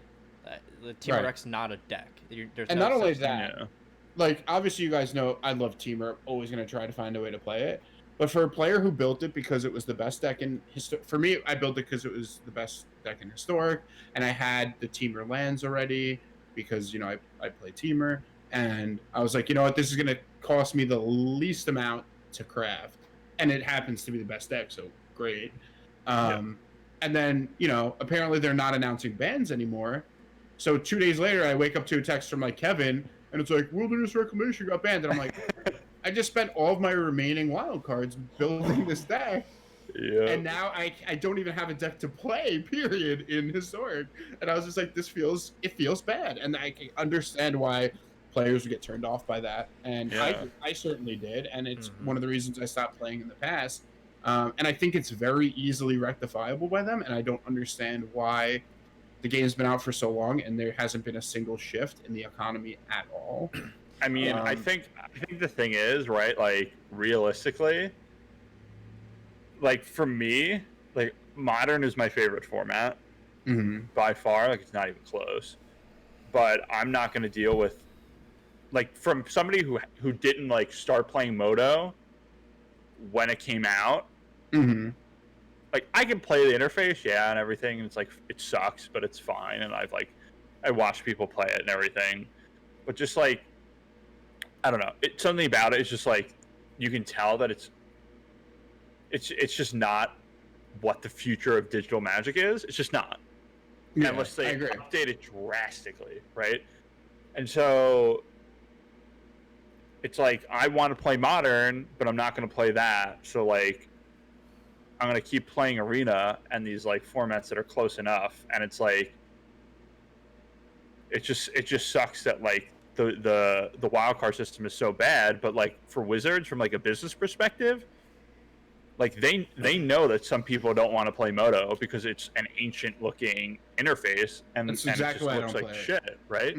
Yeah. And hard to use. Like, I don't know, like, you know, Pugogo, you've probably played more Moto than I have, but like, I've never really like bought cards on Moto, and like, I've like rented cards using like Zach's rental account Mm. or whatever, and that's fine because Zach explained to me how to do it. Like, I don't know how to buy cards. It's like, I'm not gonna, you know, I can only play Magic X number of hours a week, right? And Right. I'm not going to spend my time literally researching how do I buy a card in Magic the Gathering online. Yeah, you don't Yeah. want to have to you don't want to research that. You want it to be intuitive, and it's just like, this is how you do it, right? Yeah, exactly. And the thing is, like, right, like, WotC knows this, right? I would be shocked if this isn't like actually like something they're strategizing with. Is like, Arena is, you know, for like a desktop or for like a PC/Mac interface, it's great. Like, I think Arena looks good. I think the card style, like the card arts, appease to people who like cosmetics and everything like that. Yeah, definitely. And that's fine. And like the pack system, I think the number of packs you get for the money you spend is fine. But the wildcard system sucks, and the wildcard system forces you to buy more packs. Yeah. Right, because there's nothing more you can do, right? You Nothing can else. grind. You can grind to hell. But if you're grinding to hell, Magic is your entire life anyway, so like, it doesn't matter. You even get penalized for grinding too much in a day. Yes. Yeah. Like I was saying to you, Pagoga, the other day, I was like, or to Kevin, well, both of you, because we were playing.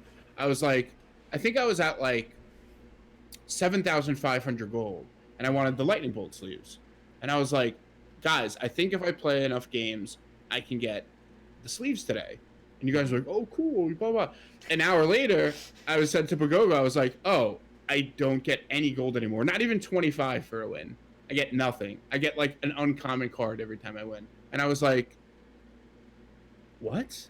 I was like, you can't even give me like 50 gold for winning a game? Like, is that really gonna like break it? Like, I would have to win 20 games to buy a pack. You guys can't fucking spare that. Yeah. And that's the other thing is like the rewards. Why can't they give you wild cards for your reward for the day? Because the best reward you can get right now for a daily quest is 750 gold. And you always reroll. You always reroll the 500, right? Because you can get 750, and that doesn't even buy you a pack. And even if you do your quest and win a game, you get the 1,000, right? Which is a pack. The first win of the day is 250 gold. You're not gonna get a wild card from that. Still, you're gonna get a shitty rare or a mythic that's unplayable, and then you're gonna cry, and you're just gonna be like, wow, I just wasted an hour of my life doing my daily, and like you get nothing. At least if they give you like a rare or a mythic wild card or like two, then it's like, okay, I'm gonna grind this, and I can plan out in my head like, if I do this for 2 weeks, I can make this deck. So go ahead. I think these are the changes that I think should be implemented to help the player base. We need to make it so that if you have X amount of commons or uncommons, you can convert it into a rare wild card. I think that needs to happen. Agreed. Because so many people have so many just sitting there for nothing. I think you need to include more events that allow you to get more wild cards. The third option, I think that would be incredible, just because it helps the pro player is what it does. Set up a system like Moto where it's like a monthly subscription, and you can make a deck. You can make any one deck that has X amount of like rare wild cards or like mythic wild cards, right? And what you can do is just like, it'll be like you can spend $30 a month, and what you can do is you can have one single deck at a time that has like X amount of rare cards that you don't own. And then in order to make a different one, all you got to do is delete the deck and then make a new one. And that way, like, and no one has to do that. All it does is it allows WotC to gain money from people who are willing to like basically have like a rental program, and it helps those players who don't want to just like spend a bunch of rare wild cards and be like, I don't like the deck, or the deck sucks now, and then they have to like regrind or repay more money. Just make it nicer for them so that they can at least like either they don't want to grind to get more rare wildcards, or they can at least test the deck and be like, do I want to craft this or not? You know what I mean? Right. And like you can even make it that like You can't submit that for a tournament or something like that, right? Yeah, maybe. I mean, I'm not too bent on that. I don't really care. I'm just saying, like, Yeah. obviously I'm talking logistics at this Yeah. point, but I do like that idea, and like the number might have to be different, right? Because like, what does $30 like get you in that game right now? Like, not much. You know, what do you get, like 20, 15 packs or something for that? But like, But I mean, you can adjust however. You can have you can different adjust, levels right? too. You could have like Yeah, you can have tiers, $5 a yeah. month, and it gives you like 4 rare wild cards and like 4 Yeah. mythics. And you can like you can bundle that in with like the mastery tree like pass or whatever if they wanted. Like, there's a lot they can do. I mean, and there's Yeah, I mean, why not, instead of giving us the shitty like special art cards for like something nobody wants for the mastery tree, why not give a, you know, just you can like something, you can convert a rare wild card, it's like a rare wild card but for like a special art for any rare you want. Do that, or just give you like a rare wild card. Give Like, me I a would wild much card. prefer a rare wild card over Absolutely. a special art for something common I've never heard of. Or like, oh yeah, let me get this, you know, special art for Liliana's Steward. Oof, that's really what I'm looking for. Yeah. And unplayable, it's not in any deck. You know, and they're like, it's a deal, it's only 400 gems or 1,200 gold, and you're like, who's buying that? Yeah, it's like, oh, it's a 20,000 gem value. Yeah, it's like, yeah, sure it is, but like, no, like the only reason people are going up the mastery tree and getting these unplayable common cards is because there's the one rare at the end that's you want a special card art for. Like, right. Like for the black one right now, it's Massacre Worm. It's like, I would like a Massacre Worm special art. Like, that's kind of cool. cool. Like, sure. And, you know, for the red one, there's like Conspicuous Snoop is in there. It's like, sure, I'll take a Conspicuous Snoop. The new Garrick is in the green one. It's like, these are all fine cards. Like, I want them. But you know what I have to do? I have to slog through 5 or 6 commons and uncommons that I'll never play before I get to it. I'll let you know, too. So, like, back in the springtime when I was really grinding this game, because I was trying to get, like, top 1,200 each month to, like, qualify for events. In order to get, like, all of the, like, mastery tree completed, one, you need to buy the battle pass, right, to complete it, essentially. And 2, I played almost every day, like, for hours upon end to grind. And so I started the mastery tree day 1 that the new set came out, which was, well, what the fuck was it? I have no idea. Theros. It was Theros. Theros came out, started the mastery tree.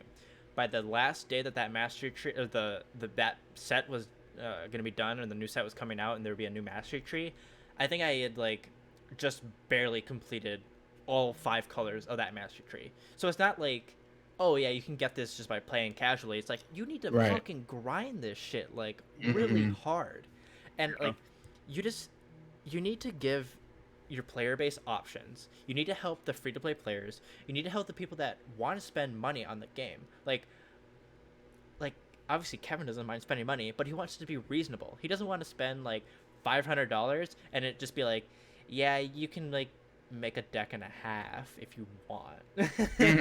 Yeah. Like if you're starting the game today, I think you would have to spend $200 like by the 2, 20,000 gem bundle things to make one deck. And even you then, have to know what deck you want. Yeah, you have to know what deck you want. You have to know it's good, or else you're just gonna play the deck and be like, "This game sucks. I just spent $200 on it. What the fuck?" Yeah. And like, luckily, like we've been playing enough now that we've all like slowly accumulated like certain cards. Yeah. So like our mana bases, we probably mostly have like at least certain colors that we like, and like you can go from there. But like something I do like the subscription idea that Pagogo brought up. I think that also helps the metagame develop faster because people can play all these different decks all the time, as opposed to like every player being limited to making a new deck like once every month or like 2 weeks or a week, depending on like how much you play, how much you're willing to spend, stuff like that. And you know what else would be cool too? To not only get players to spend more money, but to also support the pro players is like, for all the mastery passes, let's say, a percentage goes to like the prize pool of the next like Players Tour finals of that next set. That way you're like, oh, I'm supporting the Magic scene. I'm not just supporting Wizards. I'm supporting the pro players. Or like, be like, you know, every X percent of gems you like buy goes to the prize pool for Worlds or something like that. Then it would be super cool to see like at Worlds. It's like, oh my god, like even if you did like 1% of purchases or even like 0.5% of purchases went to the prize pool of Worlds, could you imagine? It'd be a lot. Could you imagine fucking Worlds being like, we have a like $2 million prize pool? It'd be like, what? Yeah. Like that's fucking. That would make players want to play your game. Yeah, it's basically like taxing the player base to an extent. Like, hey, we're pulling this amount out, and we're going to use it for like the resources that the community wants and needs. Yeah, and you know, reward our better players for playing well. Yeah, just crowdsource it, or even have it be like, if you don't want to like make it so that it comes out of like people's actual cards, just do it from like alternate styles. I mean, people spend plenty of money on shit to look cool. I mean, there's a whole fucking Magic community who's like, I'm gonna spend thousands of dollars for a foil card. I'm sure there are players who are like, I will spend thousands of gems for a fucking card art. So like, just make it be like, if you get this card art or like these card arts for the daily deals go towards like the X percentage of like the World's prize pool. Like that'd be super cool. It'd be so cool to like see it be crowdfunded. Because I mean, like, you have fucking Dota 2. I think last year they crowdsourced like for like a 3-month period where it's like, if you buy these skins or this pass or whatever, like it was like some percentage goes towards like the prize pool. They after they did that, they had like the biggest prize pool for a tournament ever. It was something crazy like. It was really high. It was in the millions for sure. I don't know the exact number, but and that's great too, because like you said, you feel like you're part of the community. You feel like you're contributing to the community. Even if you play by yourself for an hour every day, you know, the few packs you buy, the few cosmetics you buy, or you know, the one gem bundle or whatever. Like, then when you're watching the tournament, you're like, hey, cool, like I chipped in for this, and like, you know, as a whole, like we all chipped in for this, and that's great. And like it builds a sense of community, like, and little things like that, I think is like sometimes those are things like companies overlook. Like those things do matter, and people do want to feel like they're part of something. You know, and especially Magic in a time where the sense of community is harder to find because we can't play face to face. Like I can't sit across the table from, you know, my opponents necessarily right now and you know, see their reaction when, you know, whatever, I thought sees them on turn 1, but like it's nice to have some sense here at least, you know, like on Arena and on Moto. Well, and it's also an issue to be like, you have pro players who are like, I don't really want to be a pro player because it's more lucrative to just stream. Like, why do I need to do professional play when I can just stream? It's like, you need to make sure that these pro players are getting paid like a good chunk of money, or have a potential like to win a good chunk of money, so that way they are more incentivized to play in your events. Like, and like Zach, you know, and I had this conversation with Zach, and I've had this conversation with Kevin before, and I'm sure quick reference, Zach, to an extent, our friend Zach, he's he's a very high level Magic player. I don't know, was he technically on the Magic Pro League for a little bit? I think so, and he played in a pro tour, I forget which one recently, like in the last 6 years. He's a good player. He's a great player. He's a great player, and like obviously we don't agree on everything in Magic, but like you know, he's a really good player, and you know, when I play against him, I definitely learn a lot, and you know, I'm sure these guys will as well as they play with him more, and I know Kevin has played with him enough to know, but great player, but even he was saying like when, and even now still says, even with the growing popularity in Arena because of COVID and everything, he still says like, yeah, but dude, like pro players don't like Arena.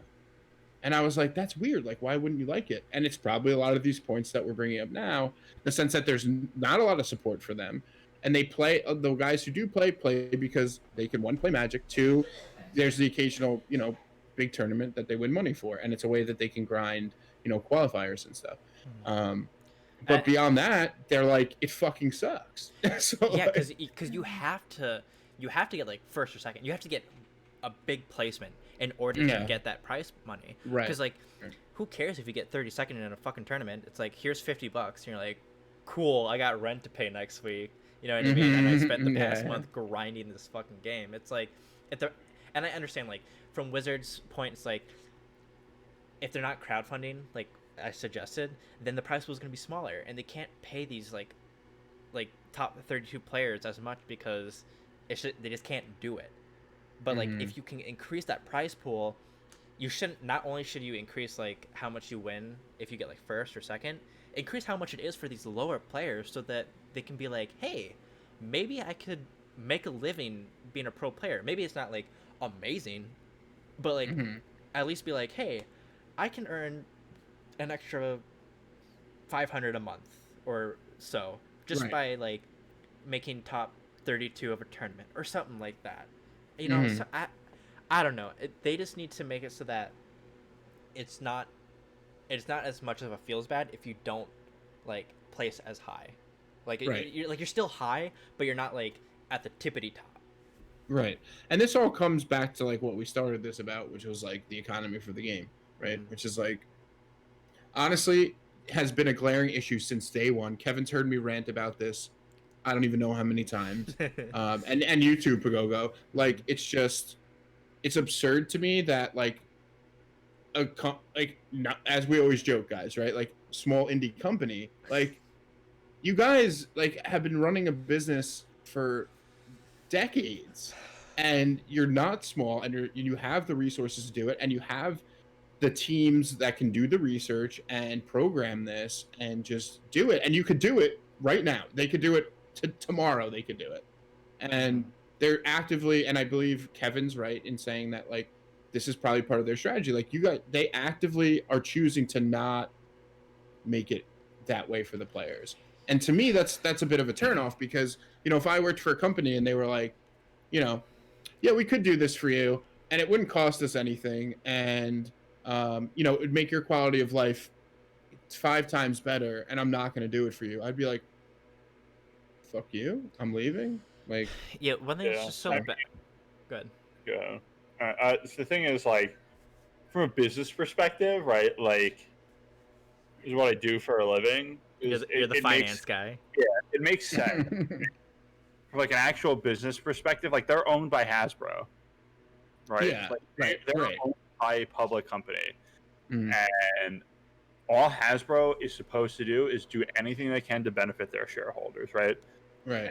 And, you know, the profit margin that they're probably making from Arena is insane, because Paper Magic already was like, you know, I don't, you know, cover Hasbro in my work, but like, I'm assuming that like, it doesn't cost them a lot to like make cardboard cards, right? Print cards, right? Yeah, it doesn't cost them as much as like the cards are worth in the secondary market or how much they sell them for. Like, Definitely not. You know, like they say, like Watsy says, they don't recognize the secondary market, but like, okay, you are, you know, you're making Secret Lair Ultimate Edition with 5 fetches for like $200 or whatever dollars. But you're selling, you know, standard draft sets for $100 in booster packs. So like, that's totally BS, right? So from business, so like, they have good profit margins on that, right? Because like, you're printing fucking cardboard, right? You know, sure, maybe it costs an extra cent per print sheet to put foiling on it, but like, yeah, that's fine. And so now I'm making these VIP Double Masters booster packs for $100 a pack, and I can charge that. It probably costs me nothing to me. And then with Arena, there's no physical cost involved. All you're paying for is the infrastructure, for the platform, for the server, right? And then you're paying people. You know, you're paying whoever needs to code whatever, whatever the back end work is. Like, the profit margins are great, and you know, it's great in the sense that, like, you know, basically their whole economy is set up to incentivize players to either grind nonstop or spend money. Right. And people who are grinding nonstop, Magic's a big part of their lives. So they're probably more willing than the average consumer to spend money on it anyway. True. Yeah. So there's no incentive for them to be like, hey, I mean, clearly there's not, right? Maybe you could make the argument that like, hey, if I do this, I'll get X number of more players. Right. And you know, who knows? Maybe I'm not giving them enough credit, and like maybe that's something they're thinking about. But like at this point, Arena's been out for however long. Like, yeah, sure, it was in closed beta for a long time, but it's been out for however long that like they probably have the data to support like, hey, we can do this economy forever, and it's fine from a business perspective. I mean, and there's no incentive for them to change it, right? Like, why let players have, you know, a subscription? Let's say. Why let players have? Well, they're never going to do the rental thing. The rental thing is never going to happen because it's too complicated on their end. It requires too much back end work for it to be worth it to them. They'll never do that. There's a reason why Moto is third party systems for that anyway. Yeah. Right. Okay. But for like, even just crafting like 5 uncommon wildcards to make a rare.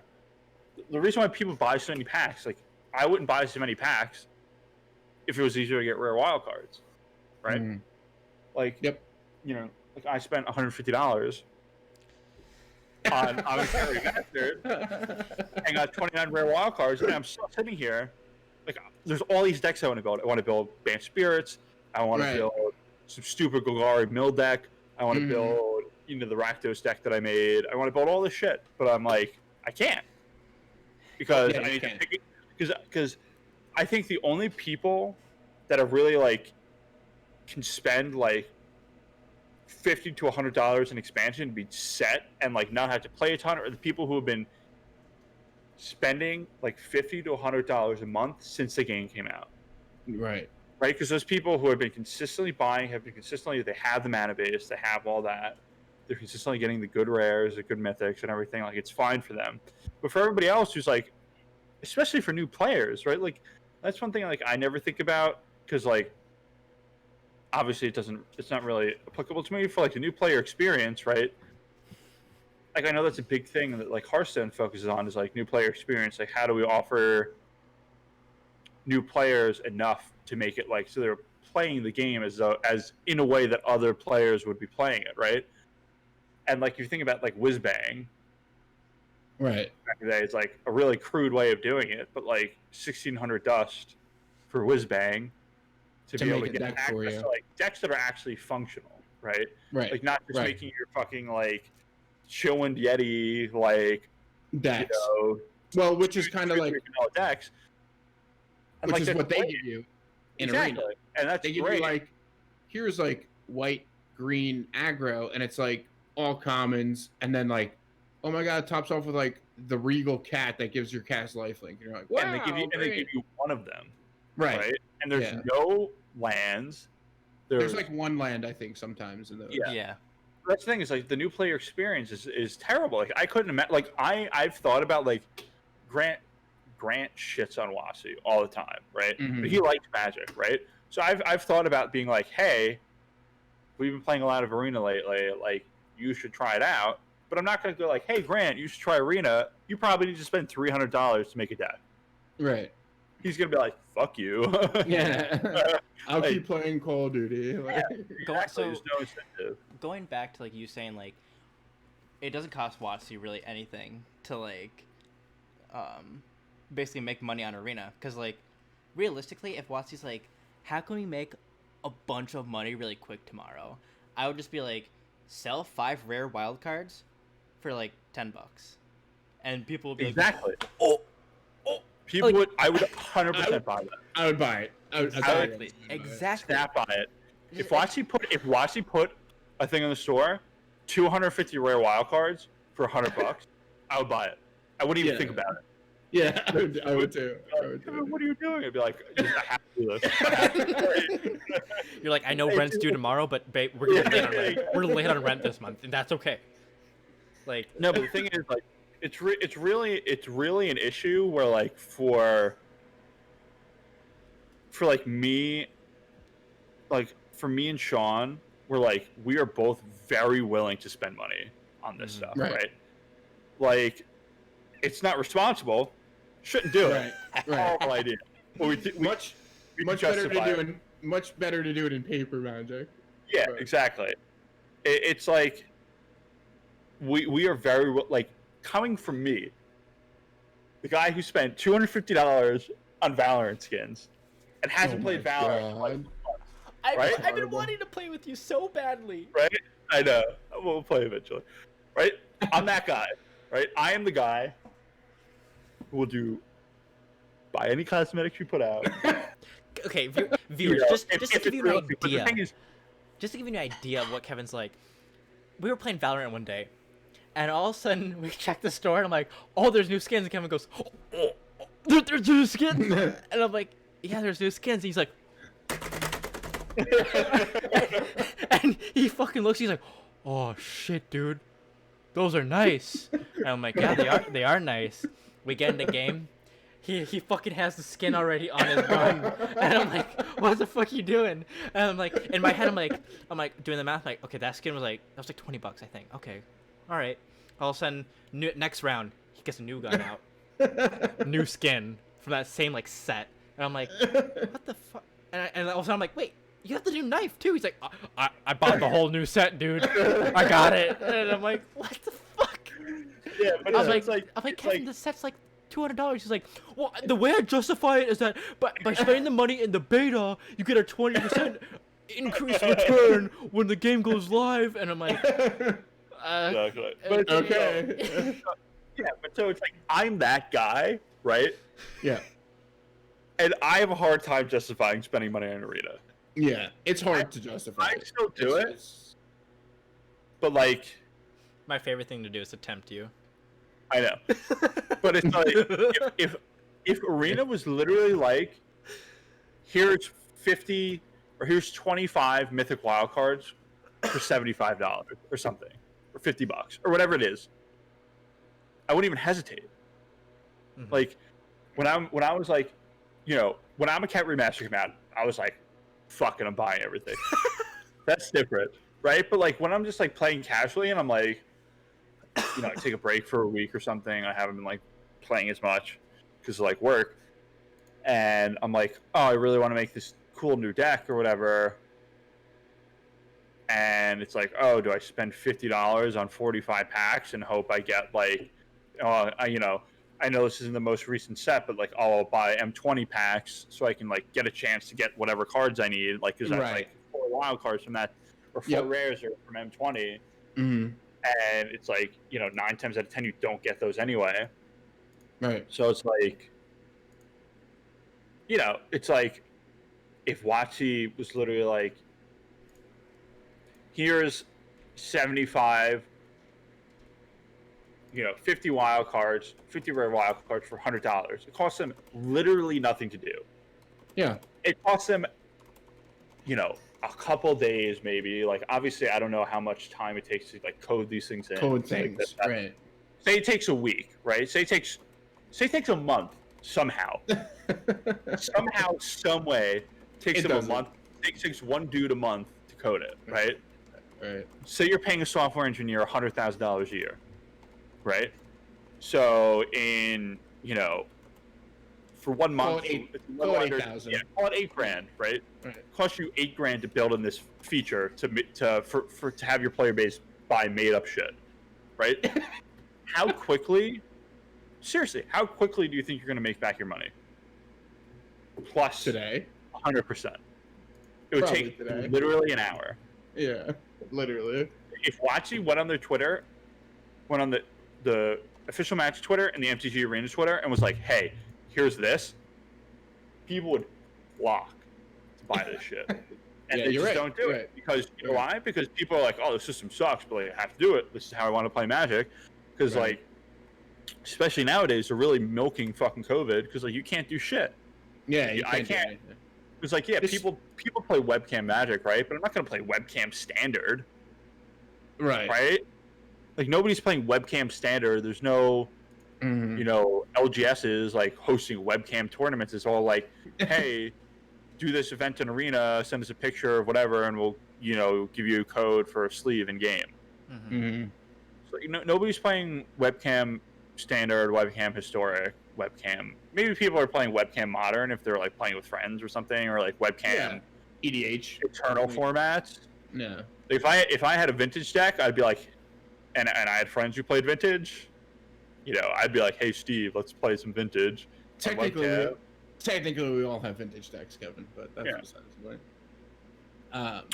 But yeah, I think you have like it does come down to the fact that it's a business, and I think everyone recognizes that, but I think what sucks is that they, as a business, and so many other businesses in the world, because obviously like this is what happens in the system that is in place, is that like they're just like, fuck you as my consumer.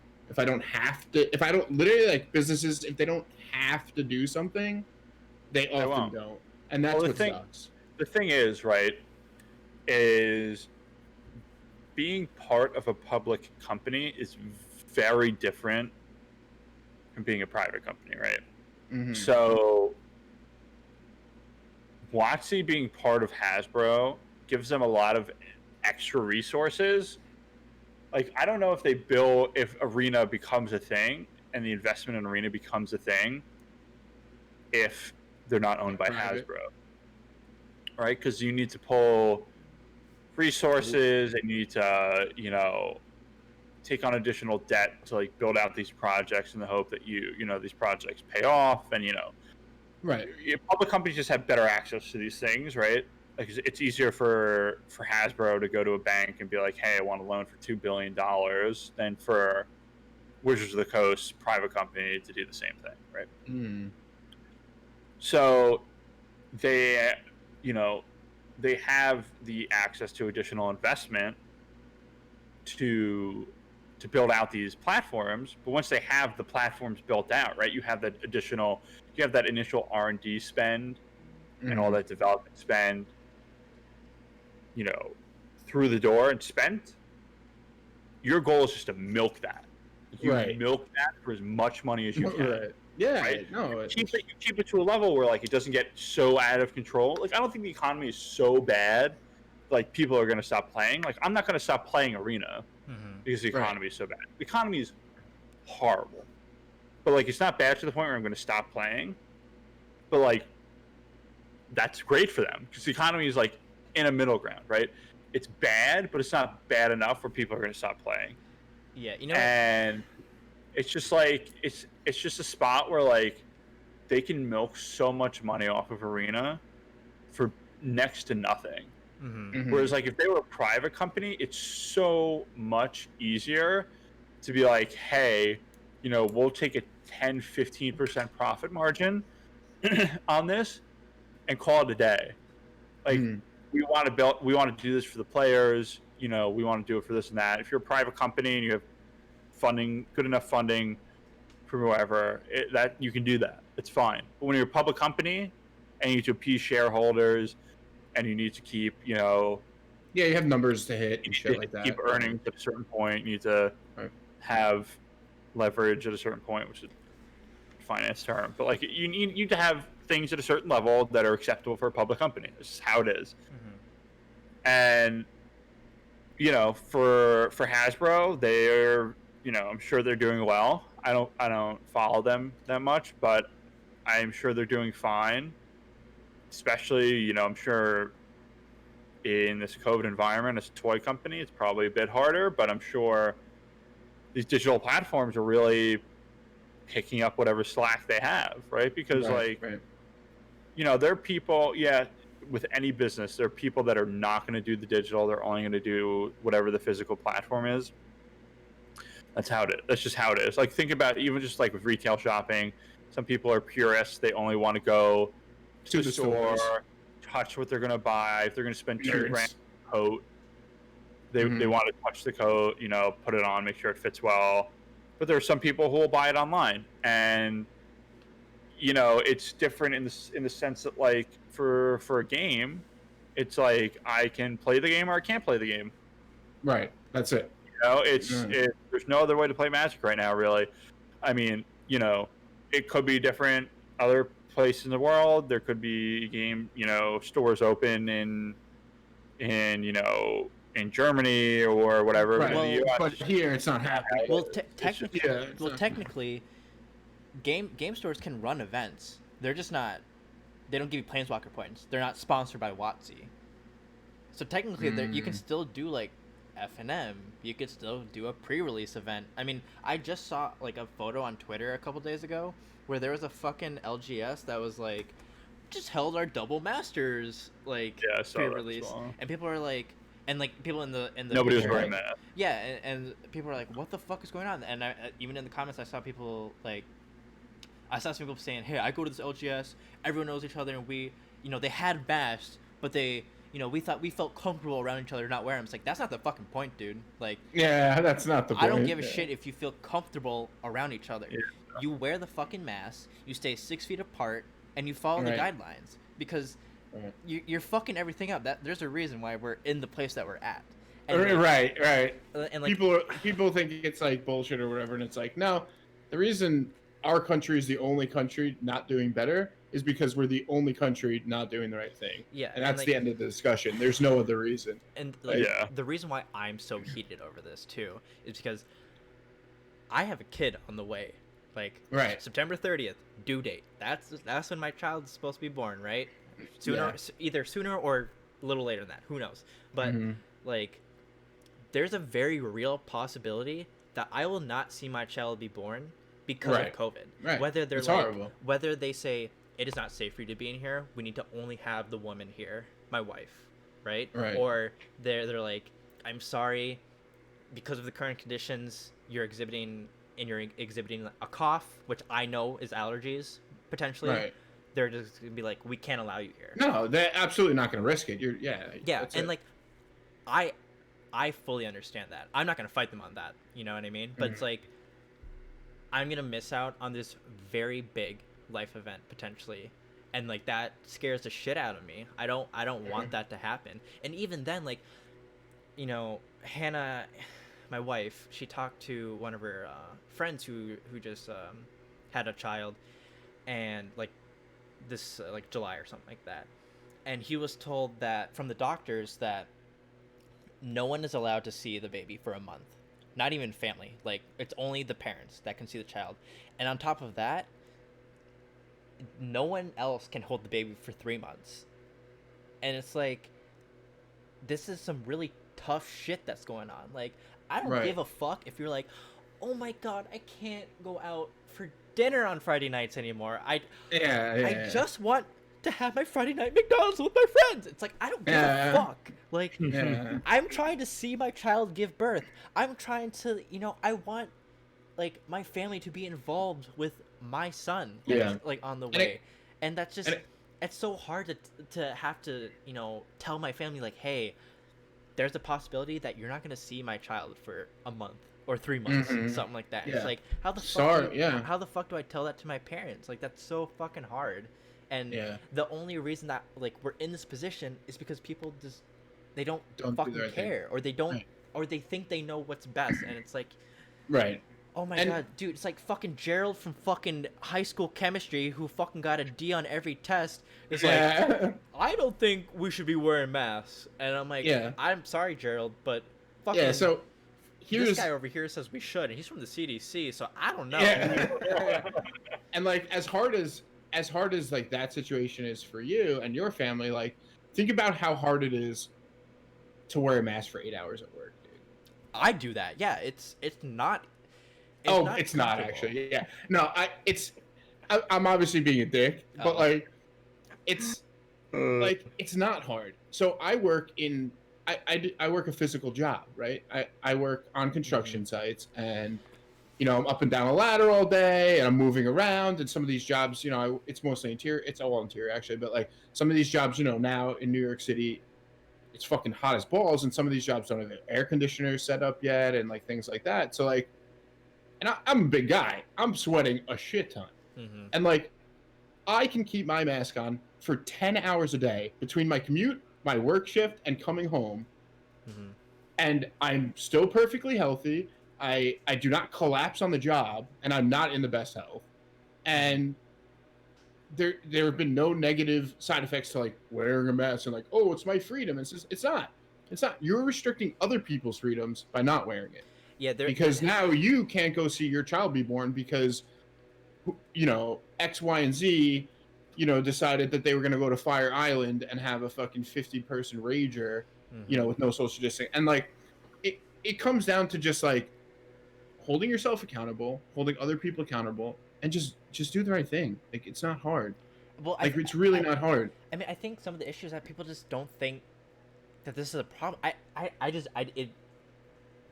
don't know how to fucking like convince like certain people to like wear masks. You know what I mean? It's like their belief is that this is just all like dumb. It's made up. They think it's made up or it's gone already, and then the numbers or it's not that big of a deal, and it's just like I don't know. It's just like somehow they think it's like a global conspiracy, right? Because it's not even like, oh, this is the conspiracy of our government. Like now they're taking it to the level of like the whole world pretended this happened or pretending this is happening for some like nefarious like, oh, we're gonna like make you wear, and then it's like, okay, so what's making us wear masks doing? Like, yeah, like I don't feel like I'm being controlled. I don't feel like I'm being manipulated. I don't feel any of that. Like two things. It's like I don't know if it's like just stupidity that they just don't fucking understand, or if it's like morals where it's like even if you do believe like, hey, this might be a conspiracy, wouldn't you be like, well, even if maybe on the chance that it wasn't, maybe I should just do this simple thing to like. There's a term for that actually. It's Blaze's gamble. I think is like a philosophical and moral term that I don't know, I learned about it in like high school or something. And the thing was, he said like it was about believing in God, right? And he's like, so I don't believe in God. Like there's no evidence that points that God actually exists in this world. Like no one has been ever able to prove it to me. But on the off chance that God does exist, I'm going to believe in God, because if it means the difference between eternal damnation or salvation, I'd rather just believe in the guy or girl or whatever, the being, and live in eternal salvation, right? And it's like the same for this. It's like, who cares? On the off chance, if there was a 1% chance, not even, if there was a 0.1% chance that by not wearing a mask, I'm going to die today, I'm wearing a mask. And that's the end of the discussion. Or that someone else is going to die because I didn't wear it.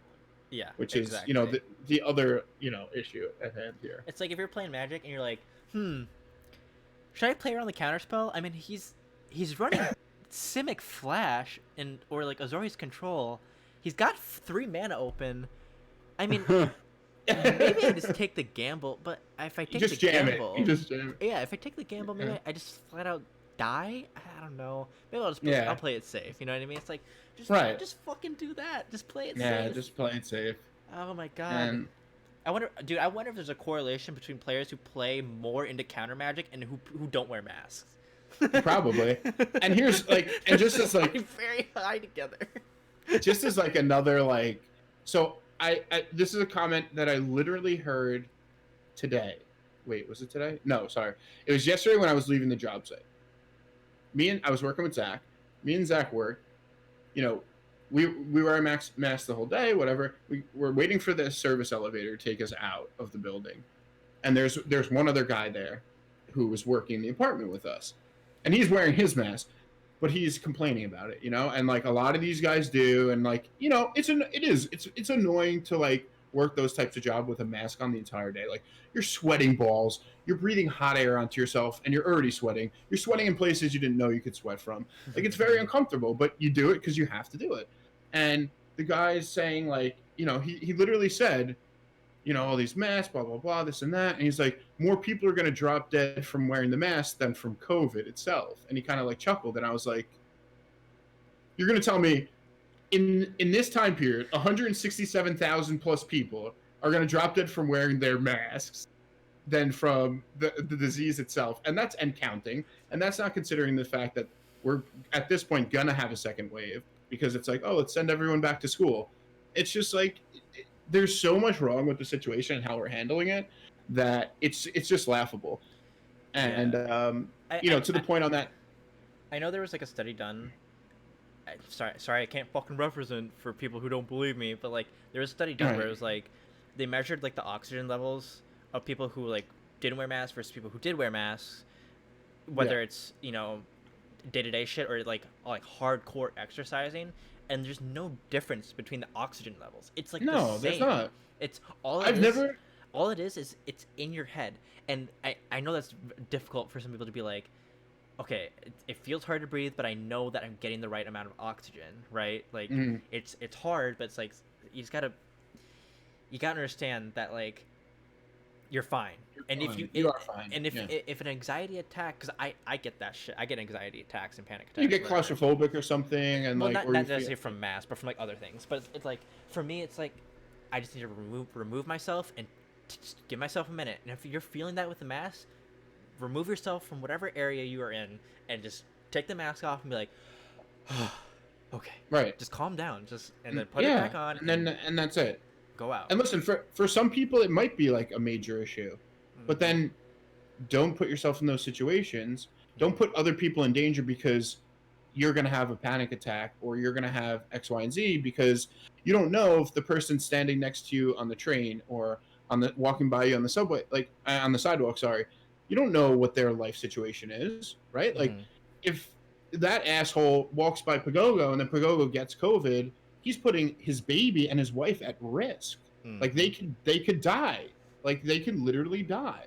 And Yeah. other people too, my fiance, like her mom and her sister are high risk. Her sister's diabetic and her mom has like other medical conditions. And I didn't see her for 7 weeks in the beginning of this because we were hardcore quarantining because why would you risk that? Like Yep. you're really gonna like go visit your mom and risk literally killing them? Mm-hmm.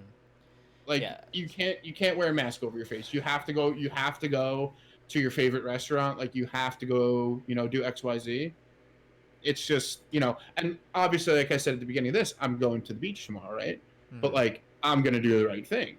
And I joked before we started, like I had the mask for the stream and stuff, but like, all joking aside, it's not funny, and I'm sure at least a lot of people I know from New York like know people who have died, Mm-hmm. or know someone secondhand who has died, Yeah. and it's not something that you should play around with or joke about. And I But know, so like Kevin's been quiet because I know he's pro no mask. Like I just wanted to get your opinion on this, Kevin. No. Kevin is very much the same mindset as us. He's he, not he's not. he's been better than all of us, honestly. Like Yeah, you probably quarantine a lot better, but that's also because you can work from home. Whereas, No Right. reason to leave my apartment. dude, I mean, I literally the other day, like, so I've been fortunate enough to have like the work van, so I've been driving that to work during, I probably started full time back to work like July 1st or something, and I've had the work van, so I've been able to like set up jobs and like drive in because obviously like New York City subway is not something I'm looking forward to doing, but this week I didn't have it, and I was like, oh, someone's in your house, dude. there's someone in my fucking house. And I literally like made arrangements that I could drive into the city still, even though I don't own a car, because I'm not willing to take that risk right now still. And some people say like, oh, like if you're careful, this and that. It's like I've ridden the subway. Kevin's ridden the subway. There's no way to not take a risk when you're fucking riding the subway, and it ain't just COVID. Dude, all right. yeah. So, Okay. like, It's okay. So moving, since we're talking about COVID, one of the topics I have is just like dumb COVID like stories you've heard, whether it's like personal or something else. yeah. I want to bring this shit happened this week at my job, and it pissed me off so much. We get a message I get a message from my manager to like our whole team because we work in production, and we get a message saying, hey, there were two different carpool vans where a person experienced COVID symptoms, and so they got sent home to be tested for COVID, and all the other people are sent home for quarantine too. So for this very specific area of production, they're down 13 people, and I'm just like, oh my fucking god! Like that's so many people. Yeah. Like I don't know how big their department is. I can only guess, but I can guarantee they lost more than half their fucking department right there. Yeah. And it's like, and if one of them tested positive, all of them got to get tested, and then from there Yeah. you have to trace back to the company like Right. 2 weeks back. Yeah. And it's just like, oh my god, people like I know for like production, a lot of the shit you have to do in person because it's literally working with your hands. But like, Right. are you fucking serious? Like, do you need a carpool to work? Can't you fucking like do something No. else? Like, And I don't yeah. have my license, so I'm thankful that I have my wife that can drive me, or, you know, I have my permit, so I can drive as long as she's there. But like, it's just us two, you know. Like, Right. I haven't asked for rides from anyone because I'm like, I don't fucking feel comfortable. Like, Yeah. it's And- it's just not smart. It's not safe. Yeah, and like, you know, there are certain things that people are like, oh, like, you know, you could do that if you're careful. It's like you can, right? Like realistically, like if I go to Kevin's to play, you know, Canadian Highlander or EDH or something, and we're both wearing masks, and I sanitize before I come in, and you know, we wipe down surfaces, and I'm hyper aware of what I'm touching, and I'm sanitizing, and I'm not cutting his deck. Let's say, you know, you just minimize things like that. Yeah, exactly.